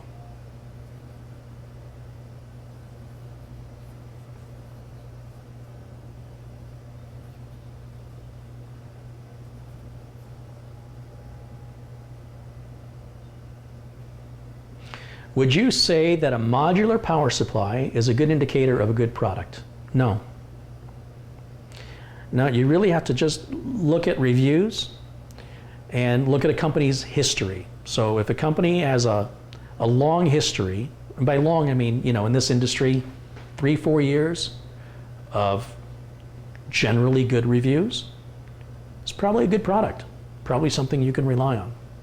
If it's a product that just entered the market from a company with a good reputation, it's your choice if you want to take that risk. I don't like to be the first, and I don't like to be the last. I always want to be next. And when it comes to buying hardware that I have to support from clients, it's very important to sustain my business that I choose parts I know are provided from a company that's going to stand behind them. So when I see power supplies from EVGA, and if they're modular or not modular, same with Corsair and Seasonic, even Thermaltake. When I see whether or not they're modular or not, that's no indication of quality. An indication of quality, for me, is its 80+ rating. When you start hitting platinum and titanium ratings of 80+, you're potentially getting an extraordinarily efficient, cost-efficient, quiet, quality power supply with very large capacitors, which adds weight to the power supply. In general, a heavier power supply is better. But I have seen equipment, not necessarily a power supply, but I have seen electronic equipment that had lead weights in it to emulate quality through weight. So that's not enough. The way I judge quality is by determining who it's coming from and what the reviews over time say in general about that type of product. So for example, Corsair's memory is no indication of the quality of Corsair's cases. And Corsair's cases is no indication of the quality of Corsair power supplies. These companies are often run as individual entities. Even though it looks like one to you, the consumer, they're often separate departments run by separate separate manufacturing divisions, which could be in different companies and different facilities, manufacturing facilities, may not even be manufactured in the same part of the world. Even in the same family, you could have a case made in China and a case made in Japan, both coming from Corsair. It's possible. In general, Japanese quality is better than Chinese quality. In general. There are always exceptions. All of your Apple products are all made in China, and they're good quality products. But there's heavy quality control that often is not imposed upon other products coming out of China. Things like lead paint. Things that are often potentially hazardous to your health are more likely to come out of China than to come out of, let's say, Japan or India for that matter. But it depends on the product. So what I do when I'm looking for quality is I'm basing it on my own personal experience. And if it's a new product I'm trying, it's going to be new to me. It won't be new in general. I don't like to be first on the bandwagon. I don't like to be a guinea pig, and my time I never have enough time. When I do have time, I like to make these videos. So if I could do this every day, I would. That's why when I make a video that tends to be quite long, I take advantage when I have the opportunity. And I would say any 80+ power supply any 80 plus, regardless if it's a bronze efficiency, is still better by far than the power supplies that we were using before the 80 plus efficiency rating became available. So it depends on what your definition of quality is. The problem with the modular power supplies, especially in a corporate environment, is nobody can find the cables when it's time for an upgrade or a replacement, and we need to find the cables. They're gone. They're just gone. So for most of my business clients, I don't use them. Nobody's looking inside of the case. Nobody's ever going to see inside. So if I just take all those extra cables that I'm not using and zip tie them up and close the panel, nobody sees it. It has no impact on the airflow. And as myself or any other future technician the company might hire can get in there and get done what they need to get done. The only people who care what the inside looks like are the home users or certain businesses that have a computer or two on display to impress a customer. I've seen that. I've seen customers that actually have a specific computer that's a display that's to impress clients. Like I've seen lawyers' offices that do this. I've seen doctors' office. Yeah, I've seen a doctor's office that had one. You know, doctor's office will have a fish tank. What's that got to do with anything? It's just there to impress you, I guess. Not exactly sure. But I would say any 80 plus efficient power supply, modular or not modular, is a pretty sound, as long as it's real. Because there are some Chinese corporations that falsely, just like those people I talked about that write false credentials on their resumes, some of these power supplies that say 80 plus are not 80 plus. But they're not going to come from EVGA, and they're not going to come from Corsair, they're not going to come from Seasonic or Thermaltake or Antec or any of the big reputable corporations that are in the industry. But again, even buying a quality power supply doesn't guarantee you won't have a problem. It's just reducing the likelihood that it'll happen, and that if it does happen, that you'll have a company that'll stand behind you and support the warranty and make the RMA process as painless as possible. That's the important thing. Again, it's not about whether or not a product fails. Every product, sooner or later, will fail. Some companies have a higher failure rate than other companies. That's not sustainable. Those companies generally have to fix that or they go out of business. So a company that's got a long reputation of taking care of their clients and having a good product is probably a safe product to buy. That's my opinion on it.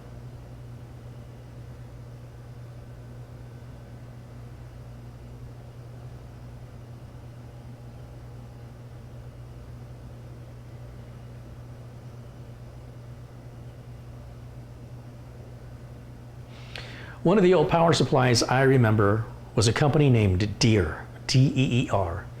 They were some of the worst power supplies I have ever had the unpleasant experience with. They were very lightweight. They weighed ounces, and they were horrible, just horrible. They were not 80 plus. The 80 plus efficiency didn't exist back then. So when you compare even the cheapest 80 plus efficient power supply from a name brand manufacturer, they're miles ahead in reliability and efficiency than those old non 80 plus efficient power supplies from no name brand.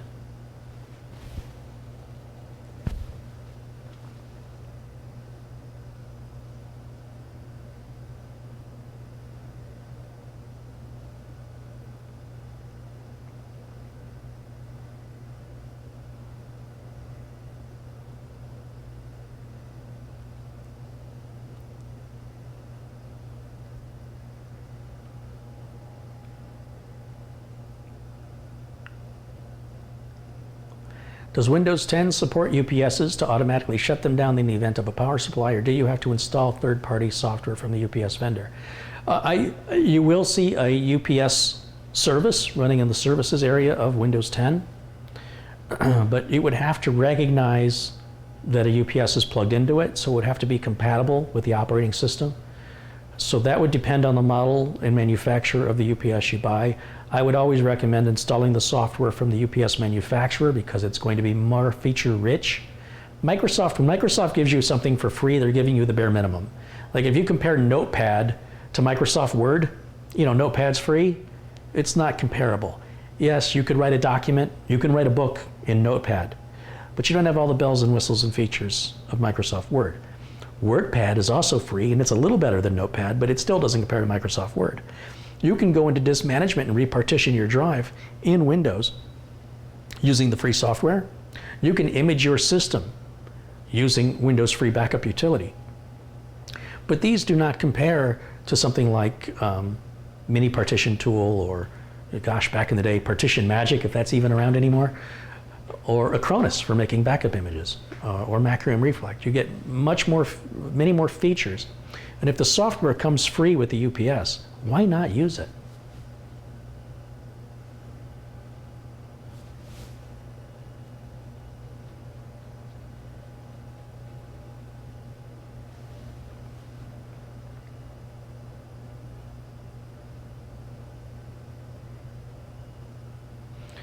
When you, so with the software that came with these units, you can tell the software what to do when it loses power. You can say, I want you to go to hibernation mode. I want you to shut down. I always choose shut down. And the reason I choose shut down is I want to make sure that all the power in the computer is primarily off.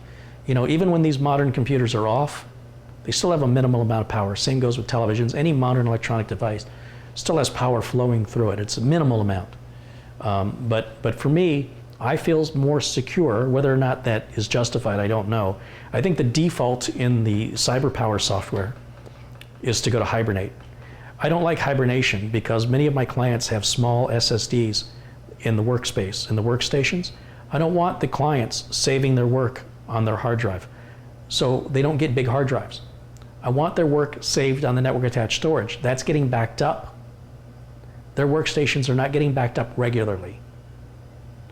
So they have very small SSDs. When you create a hibernation file, that hibernation file, whether you use it or not, is the amount of RAM that you have. So if you have 16 gigs of RAM, then 16 gigs of your 120 gig SSD will not be available to you because that's the spot for your hibernation file. That doesn't include your paging file or swap file. So you can quickly eat up the free space on the SSD. I still need to install software on these workstation computers. They still need to have Word, they still need to have Quicken and QuickBooks, they still need to have Windows updates, they still need to swap file, they still need antivirus, they still need updates to the antivirus, and they need printer software. Some of this printer software is huge, and if they've got 8 printers and they want to be able to print to any 8, it's very quick to consume that space. In general, you always want to see a minimum of 10% free space of whatever size your hard drive is. So if you have a 120 gig SSD, that means minimum there needs to be 12 gigs available at all times. That's too tight. In general, for my workstation, for my clients that have businesses, they use on average about 60 gigs per machine, and that's why a 120 gig drive is perfect. They can save some work locally, which sometimes they have to do. Maybe the server's got a problem and say, okay, well, we're gonna just save locally until the server comes back online. But I emphasize to them, those workstations are not getting backed up. If what you're doing is important, you need to save it to the NAS. And to encourage them to do that, they have very small SSDs. So to have a hibernation file over a computer that should never ever be turned off anyway is a waste of space. So that's why I do it the way I do it. Of course, you're welcome to do it. That's the beauty of PCs. You're welcome to do anything any way you want to. If I don't have to support you, if you're not calling me in a panic because you screwed up and you didn't follow my advice, it's not my problem. But when somebody follows my advice, then they have a problem. Then it's my problem. And I accept that responsibility. I accept that accountability. And that's the difference. Ryan Antwiak has contributed $5 and says, thank you. Well, thank you, Ryan. Thanks for your support and contribution.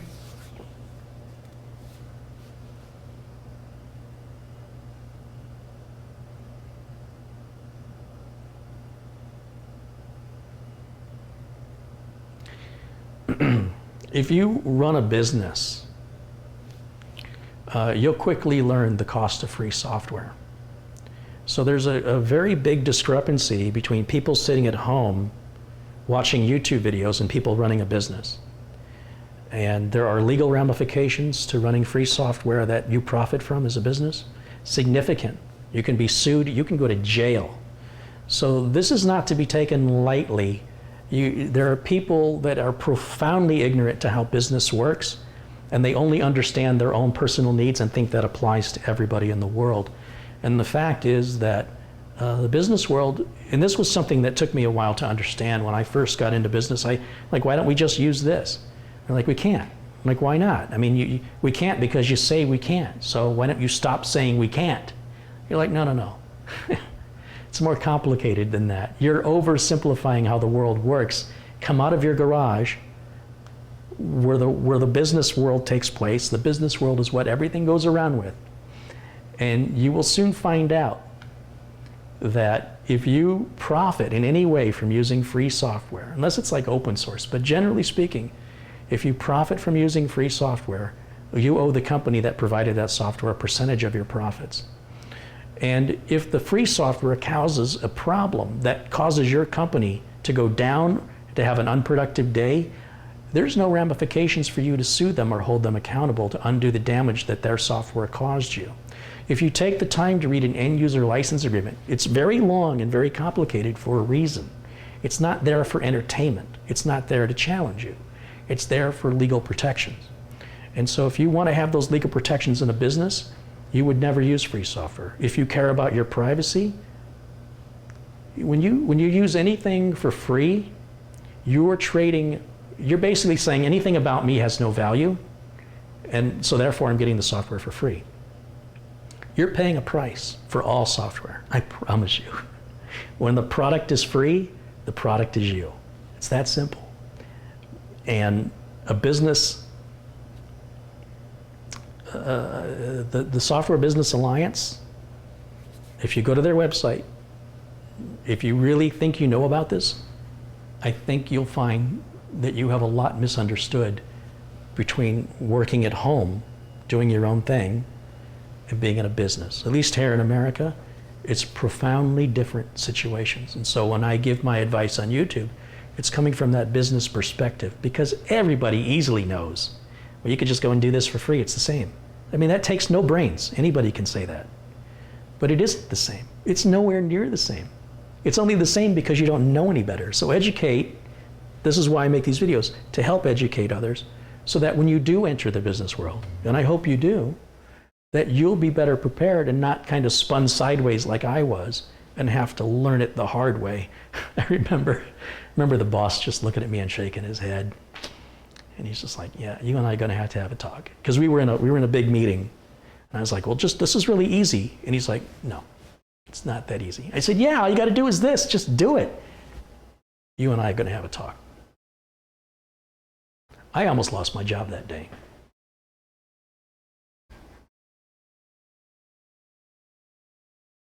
Troll McTrollington contributed 10 Canadian dollars, says, here, hope you can try and buy yourself a Happy Meal.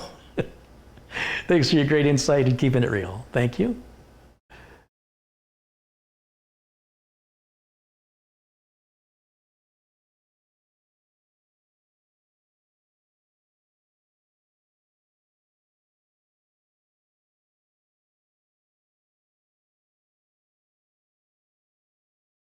Chris Garrett says, hey, Kerry, just want to let you know you've inspired me. I'm saving to build my own desktop. Was looking at the Dell AMD Ryzen, but they are too much. I've decided to build my own. 2 thumbs up. You'll get a better system, far better system, better value for your money than anything you could buy from anybody. Build it yourself. I promise you, you'll never, ask anybody who's ever built a computer if they would ever do it again. If they would ever go back to Dell or any other, or would they just build another one again? Don't take my word for it. Ask in the chat room right now. Ask anywhere.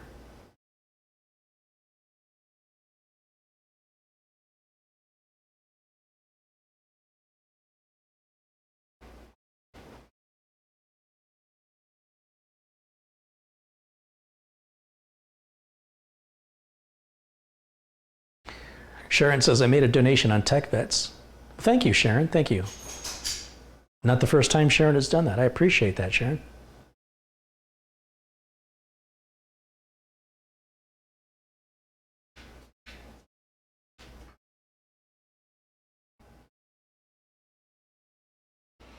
What is your experience with light-on? Pretty much just use light-on optical drives, nothing else.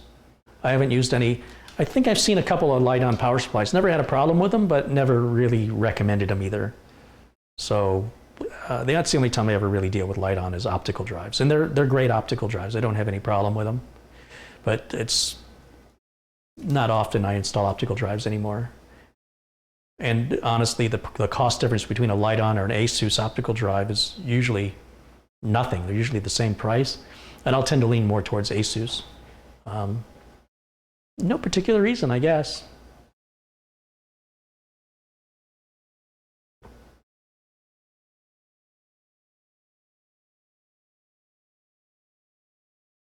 Troll McTrollington says, you also inspired me to build my own 2 computers.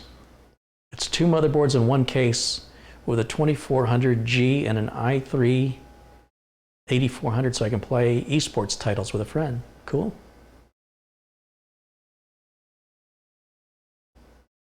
Nick Poverman says, at my job, we use ASUS motherboards and build our own systems. We will not use Dell or HP or anyone. It's, you know, it's up to management to make that decision. I don't think it's right or wrong in that scenario. Patrick Russo, I've got 3 HPs and Dell donated to me and I'm going to pass them off to low-income families. I have no use for them. It's nice of you.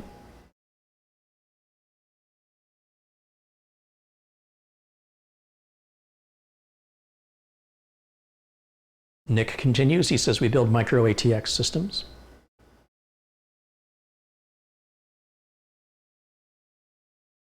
Seems like there's a lot of ASUS fanboys in the chat. That's okay, they make a good product.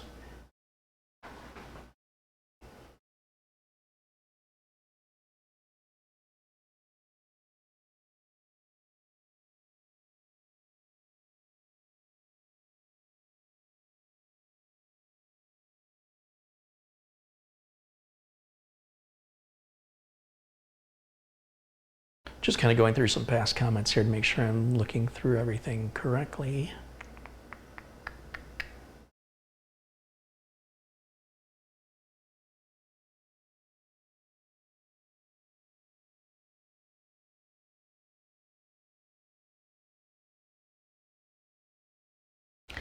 You know, someone's mentioning they like the ASUS TUF range, but the latest ASUS TUF motherboards are just junk. They used to be much better, and now they've stripped so much off the TUF boards. The armor is gone. There's a lot of features that the TUF boards used to have that ASUS has stripped away. I think they're going after more profit. The argument is they should have taken the TUF name off of it, and they didn't. So be careful on that. They're not the same as they once were. It's not to say they're junk, but they're not the same.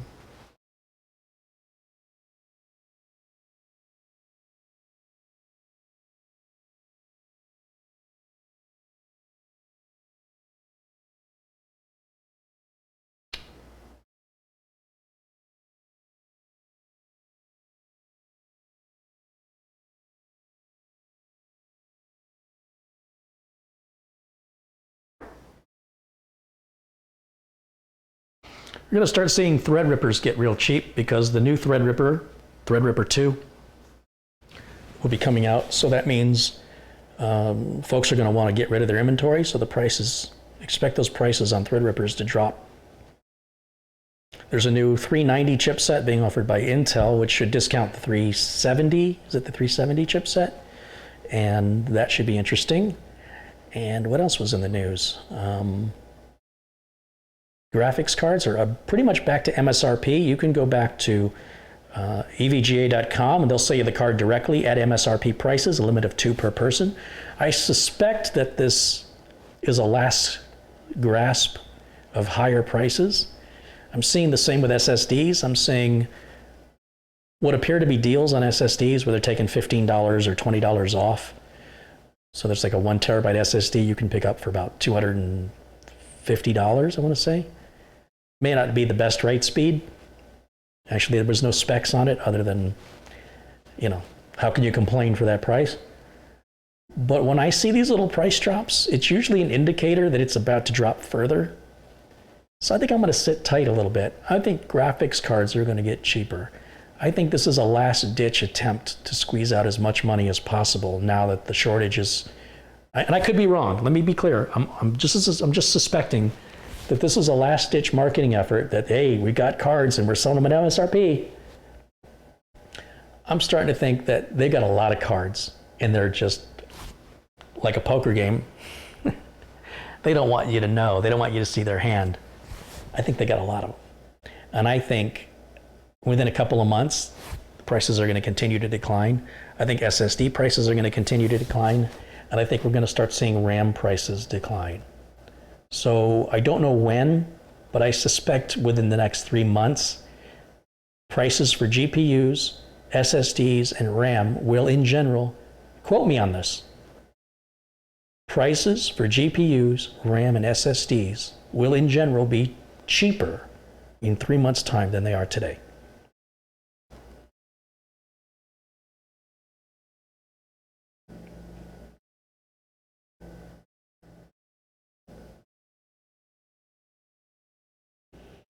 The reason I say that about RAM is RAM was the main reason why, well, one of the main reasons why graphics cards became unavailable. And while cryptocurrency miners took a lot of the blame, the reality is it wasn't just that. It was a combination of several things, RAM being a significant one. RAM got very, very expensive. Once again, Samsung and a couple other manufacturers of RAM have been sued for price fixing. This has happened before, and they were punished for it. But if you make $100 million and your fine is $2 million, it's totally worth doing again. I mean, it's not very much punishment, is it? So I strongly suspect we won't know until, look, everybody's innocent until proven guilty. But it looks like they've just repeated the same thing they paid fines for a few years ago. It looks like they just did the exact same thing. Price fixing on the RAM. Samsung's about to open another fab that makes RAM. That should help meet the demand and lower the prices. Combined with the lawsuit, I think either the Department of Justice or the Federal Trade, I don't know who it is. You can Google the news story on it. But there's a precedence for this. They have done it before. The amount of profits they made compared to the fines that they paid certainly makes sense that they would do it again. And I suspect that's what happened. I could be wrong, and we'll see what happens. But I think RAM, SSDs, and GPUs, I think we're about to see significant price changes in the next 3 months.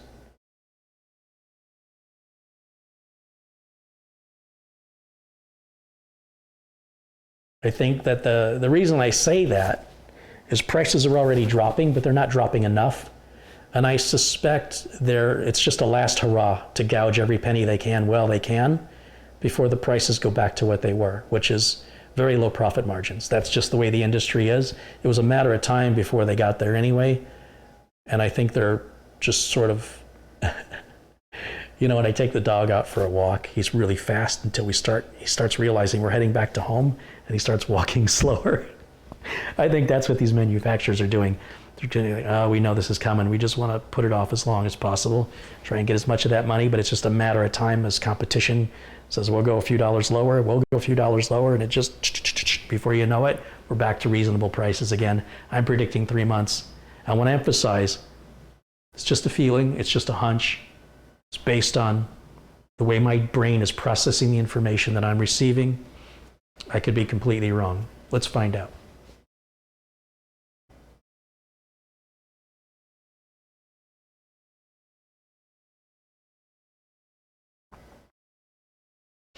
Nick is stating his company saves everything to Google Drive. My customers, I have a lawyer, I have a dentist, absolutely refuse to use the cloud for any storage of personal identifiable information, especially regarding lawsuits, because in both cases, the owners of these companies need to know exactly where the data is. And when I tell them it's in the cloud, they need a precise location, and they need a guarantee that no one can ever get the data. And I can't provide that. And the dentist has to deal with HIPAA laws. The lawyer has to deal with competition that's trying to get them at every corner.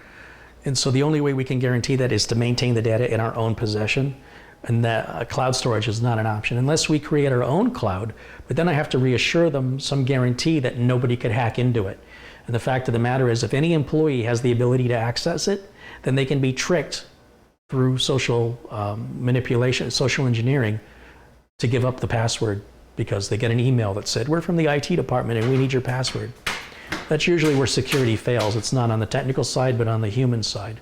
So we make sure the employees don't have the information to give to anybody. If they don't have it, they can't give it out. So we maintain our backups locally, and then I maintain the backup off-site.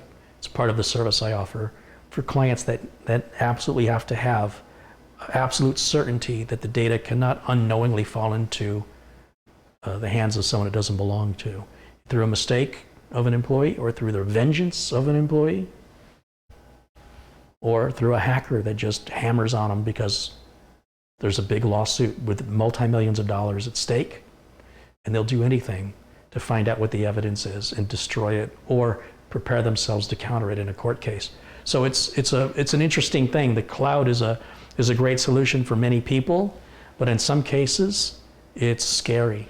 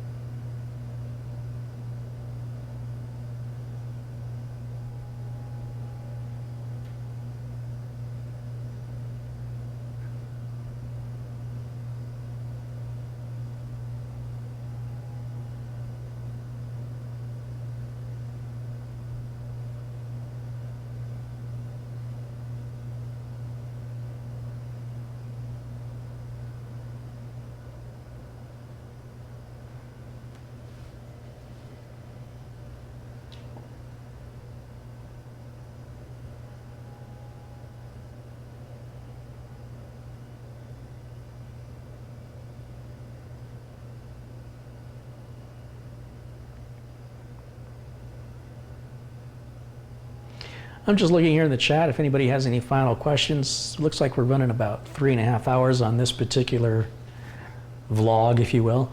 And I think we're going to go ahead and wrap it up. I can't imagine my battery's got much life left in it.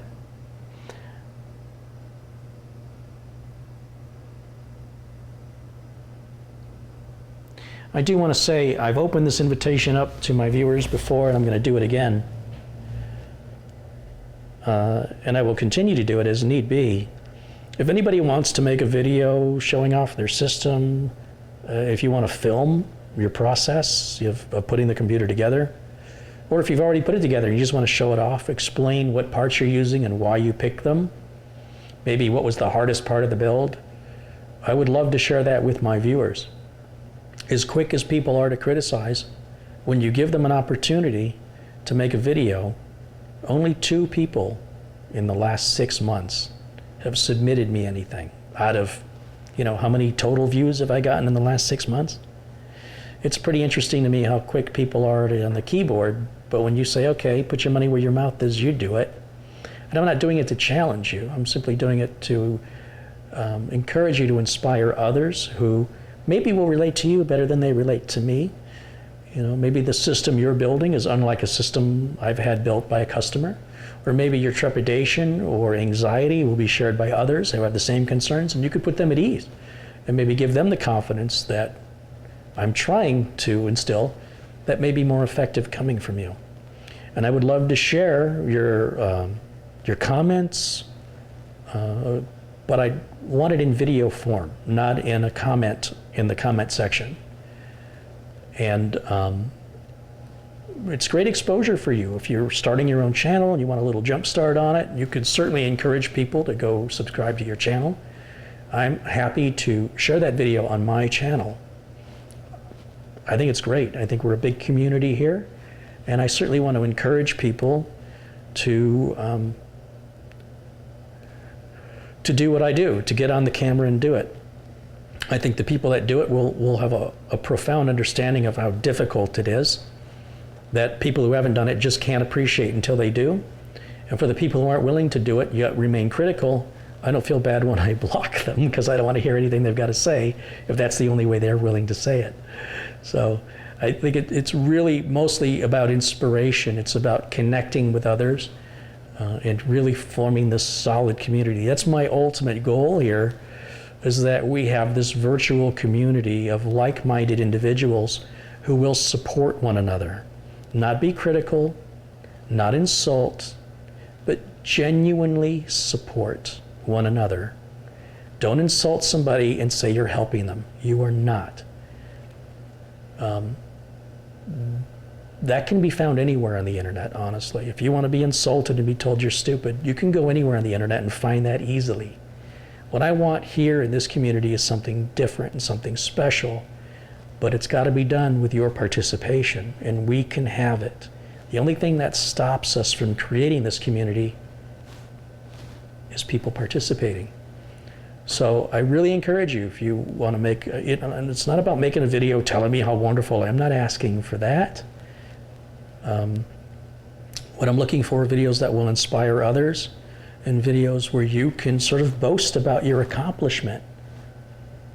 And I assure you, anybody who complains about the quality of your video or your part selection, their comments will be immediately removed. This is only a supportive community. People are welcome to recommend upgrades to you. There's no problem with that.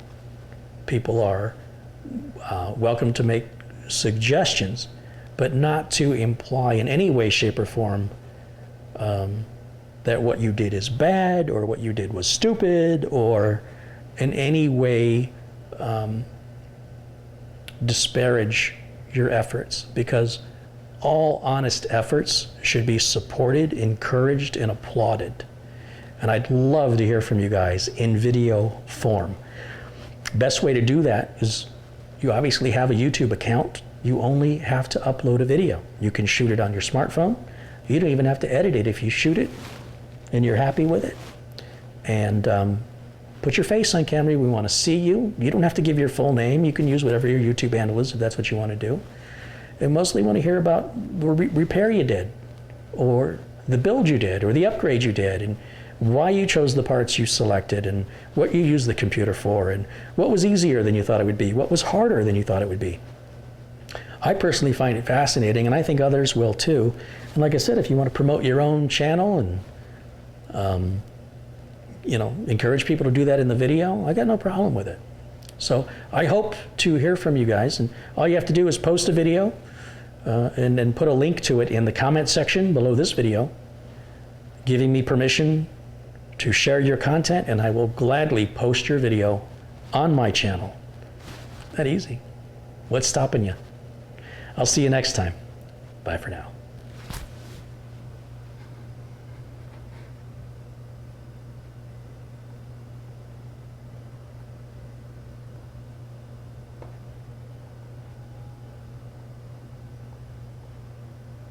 Mm-hmm.